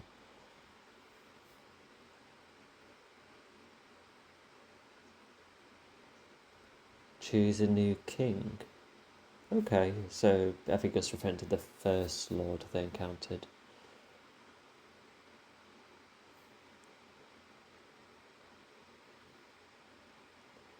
So, okay, so, uh, once they reach the edge of the world, so someone has to go to Haphazard's country and never return.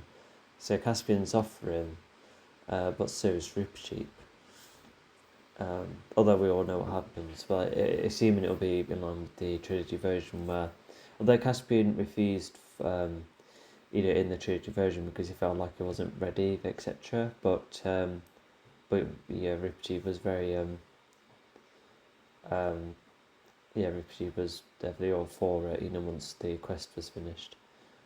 But also, yeah, Caspian just went a bit hostile against Riptide then. So yeah. I just felt like Riptide's not having like you want a nice chat with like this kind of characters before saying goodbye to them, but we just had Caspian being antagonistic towards him, um, and Lucy being like not actually yelling no because of Riptide talking about going off the edge of the sea. So yeah, got some. Yeah, come on, let's have a good few last minutes for Riptide. They did in the once the trilogy version. They had Riptide say bye to everyone in a way, which is quite nice.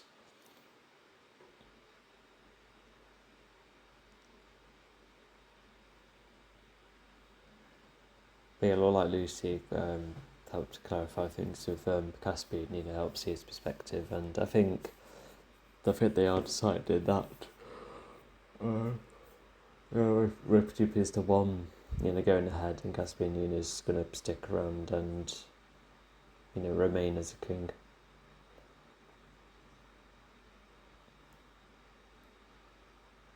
Oh, they got a glimpse. Oh, the Lords are awake. That's good.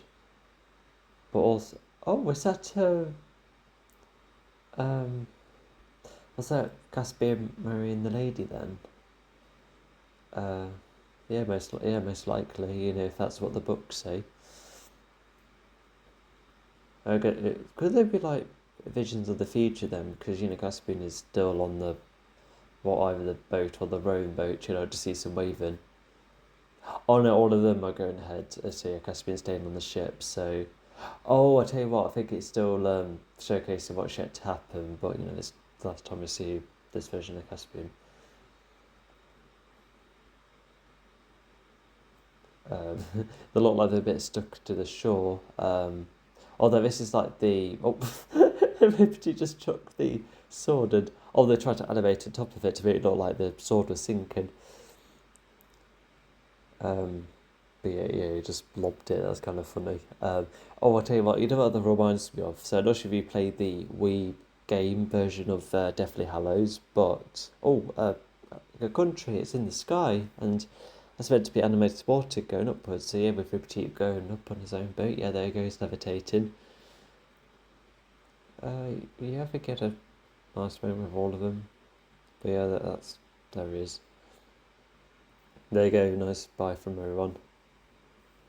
Yeah, the country looks kind of cool. Look. Oh yeah, because yeah, do we visit Haphazard country despite books 2 books later? Is that what's happened? Not sure. Oh wow, so it went up and then it goes forward. That's kind of cool. Yeah, it's almost like a portal. Yeah, that's neat. Even the water effect is not too bad. Oh, the sand has just been turned to grass. Okay. Anyway, as I was saying, so yeah, definitely Hallow's on the way. So, because if you remember in the film, Harry, snaps the wand and he gives the wands, 2 good lobs, getting rid of both halves. But in the video game version, he still has both halves intact and he just lightly lobs it across the bridge. I just thought, yeah, that's a less amusing way. Anyway, so it just went across the cliff, being like, oh, what a journey. So they just encountered a lamb. Let's see what it does.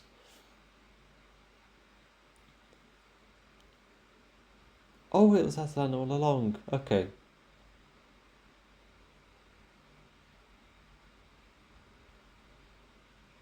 So I thought Aslan's country was quite limited in terms of how to get there. So it's a bit. I felt like the kids should have been like, oh, it was you all along. But so the first thing is, how we get to it. But that's for Aslan's is being like, oh, you can't come back because you're older. To which I still don't quite understand why that's the case. But also, if they named two are too old, and oh my gosh, they're floating, Aslan's like shoots them away, or they just got shot into a portal in the sky, and now they're back, and have to go through the painting. Yeah, there you go. Everything's back to normal. They're in their room. That just caught me off guard.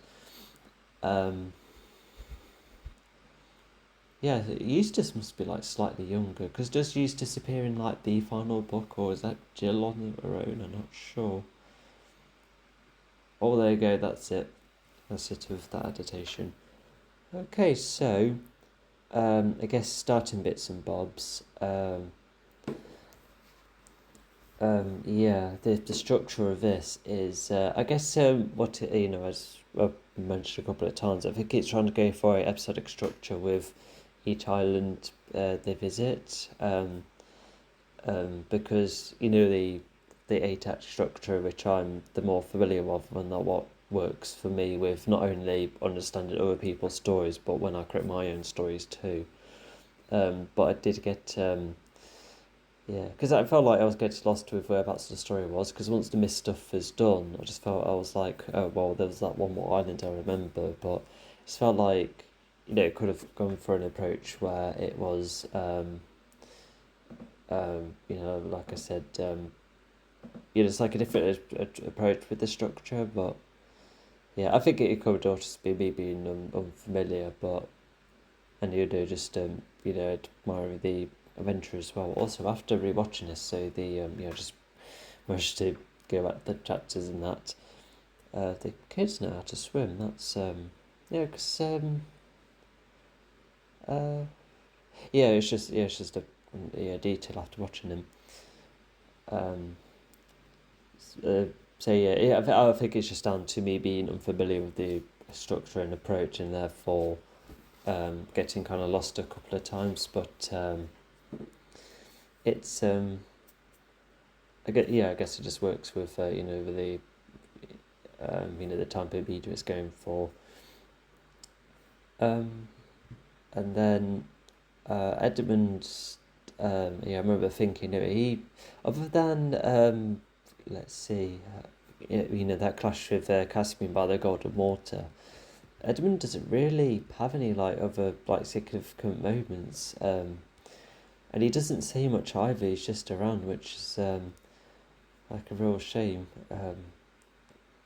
Because the 2005 one, there wasn't a whole lot to him either, but at least there was still a lot more set up for the Clash of Caspian. But in this this BBC version, it's almost like an extreme level of temptation being generated, and therefore causing a clash. But in the did I say 2005 version? But in the trilogy version of the Dawn Treader, it's set up that Edmund does have some jealousy, and and he never likes being undermined, so that like kind of carries through. It's not perfect, but at least it was something. But yeah, things go like very in and out of the story because the temptation never gets brought up again, because the temptation part in the trilogy version was at least like tied to the mist. Like the mist was what helped bind a lot of these magical moments. Especially with Lucy's temptation and Eustace and the dragon form. But yeah, both Lucy, what Lucy encounters in the book and what happens to Eustace with the dragon form, both of those just come in and out too, which goes back to my theory about how they go for the episodic approach. But I guess the one thing that does help keep the story going is searching for the lords. I suppose you can just find out where the rest are, and you do find the last three at the end. But it wasn't like a lot of obstacles or any success / cost kind of elements, which makes it a bit just slightly underwhelming, despite the film always having like a nice charming look to it, and so yeah, and there is a lot of talking in this, although it feels short from time to time, because the only lengthy conversation I can think of is some of the early parts when Caspian was talk with the Chancellor in the house, but I feel like that was brief too. And even Ripcheap and Eustace, they don't really have much of a clash, although watching it now, there is Eustace grabbing hold of his tail, and there was the thing with the water earlier, a small challenge to a duel, but that was kind of it. There's not really much of a payoff afterwards. Even Eustace is, because of them, some interesting moments where he's quite snarky with the crew and talking about how they're disorganised, and then the way he was clashing with Edmund and Ripcheap. There's not really like a proper payoff. There wasn't like a lot of attention towards him. Like, there was the dragon stuff, but afterwards it doesn't go forward. And in fact, when he does go into the dragon form, I think they were trying to go for the idea of, once I look into reflection, I'll look kind of cool. But I think he then gets sad, and then when the others like homing onto him, and then they eventually work out that he can understand. The dragon can understand them, and that's where they get somewhere, and then they have Eustace have his dragon form into good use, but then he loses the form very quickly afterwards, with Aslan helping immediately. And that reminds me, similar to Prince Caspian, I do like how Aslan it becomes more reoccurring, because they do attempt that in the trilogy films, but other than Language of the Wardrobe, where Aslan's just in one singular spot with the camp, etc., but in the other two films they only have him appear a couple of times, and it gives us like a bit of anticipation to see him, which I guess matches with the characters, because they're always looking out for him, with his help in that. But in here they have him come and go a lot more often, with the book and the dragon, and even the sales at one point. So I think that's one thing that I kind of prefer about the BBC. They use Aslan more, and he only comes and goes to provide some advice, and he comes about when things get a bit too serious, and he also uses his power when necessary, to teleport the others, or get rid of Eustace's dragon form as well. So So yeah, but also yeah, without the mist, it feels like we're seeing a whole heap of magical bits and bobs. You know, like the dragon transmission's one thing, and the golden water's another thing, and the spell on the spell on with the Lord sleeping, that's already different. But yeah, I think it's kind of I guess it's like a way of exploring other types of magic within this world, but it's but yeah, I feel like the Trinity version helps unify all of that, and so yeah. What else to say? And yeah, in this film, this version, it does. Oh yeah, because I remember thinking that in the when watching the Trinity version of the Narnia film, because whilst I really like that first battle scene, I did wonder how the rest of that area worked, especially with why they were sending people off to the mist. But without the mist, yeah, it's just yeah, we could see all of them getting captured and nearly sold, and but yeah, we spend a lot more time around there as well. I almost want to say it's like the longest stay on an island, and yeah, so at least we get a bit more exploration. We also see some of the culture it's around, but also that the pirates are in their own area causing their own mischief. Um, and even the Lord is way more characterised here as well. He's shown to be a bit more stern, more active, and yeah, I guess that's what I kind of prefer in this version too. But yeah, but it's just the Trinity version only made that shorter because it's almost like a status quo thing on how they solve their problems, and it was almost like the last land to sort out before continuing with the quest, and before the quest gets even more complicated.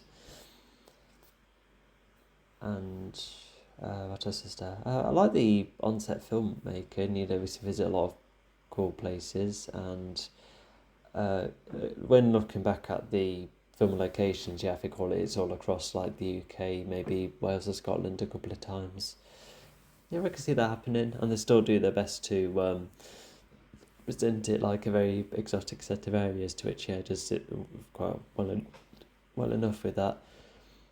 And yeah, because I'm not the biggest costume expert, but I still like a lot of the costumes, the residents, the crew. So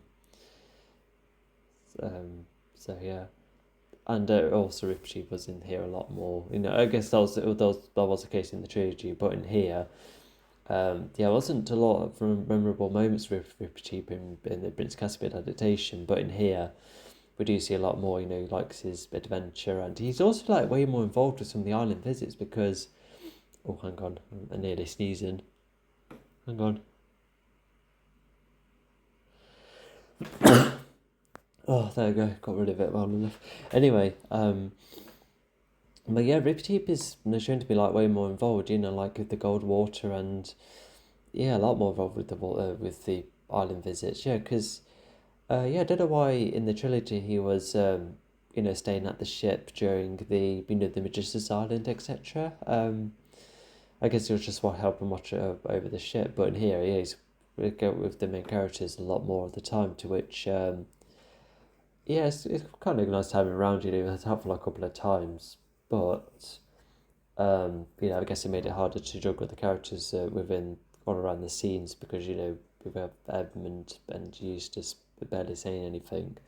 Lucy, however, was very active, and whilst what she encountered in the spell was a bit out of nowhere because whilst yeah, she never really showed him in like any insecurities with how she looked and so forth because as a already existing part of the book, the trilogy version tried to hint it a couple of times, but in here it's literally explored with him like one scene, and yeah, and Aslan immediately being like, oh, don't give in to the temptation.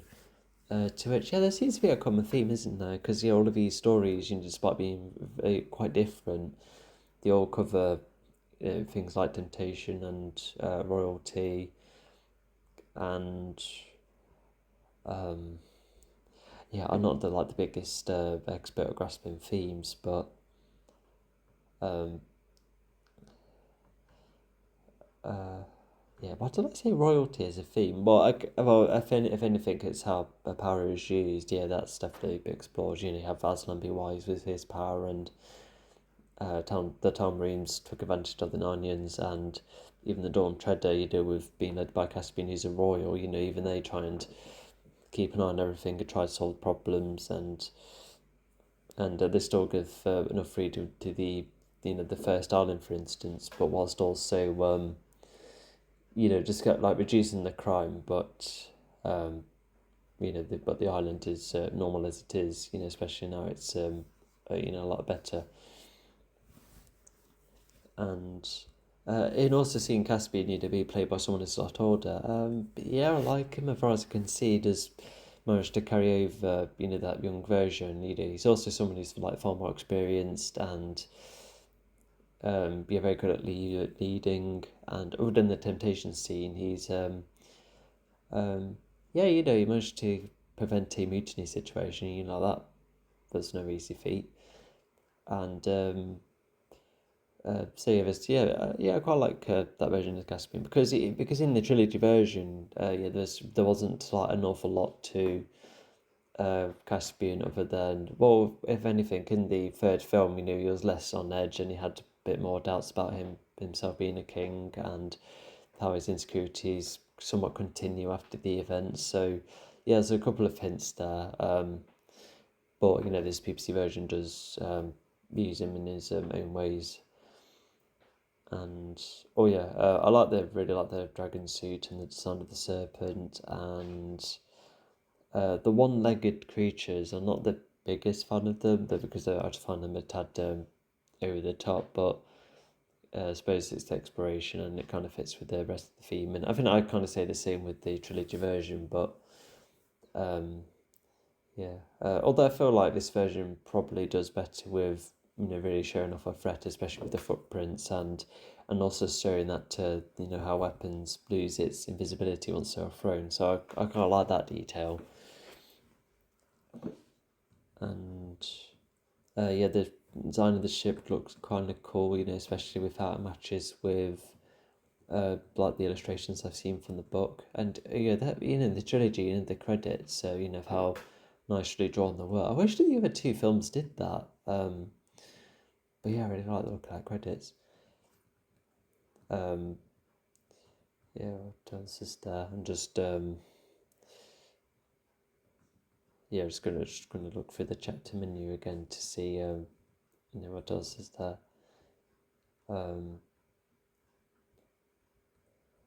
What else?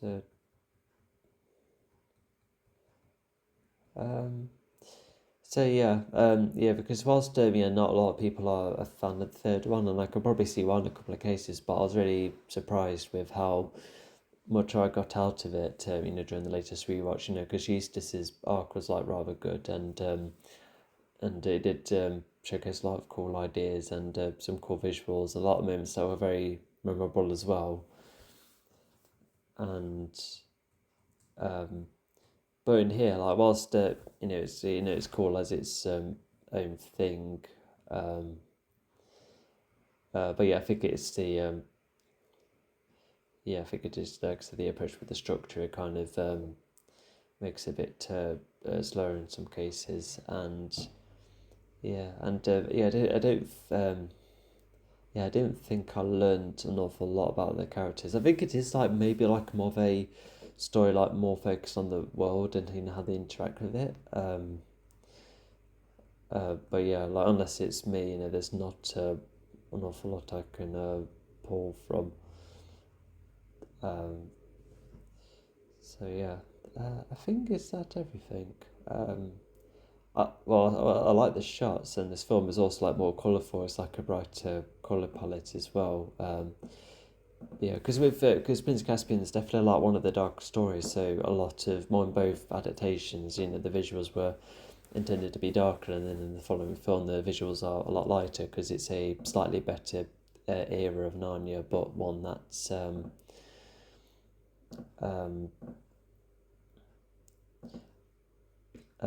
era that isn't as not in a serious but as serious.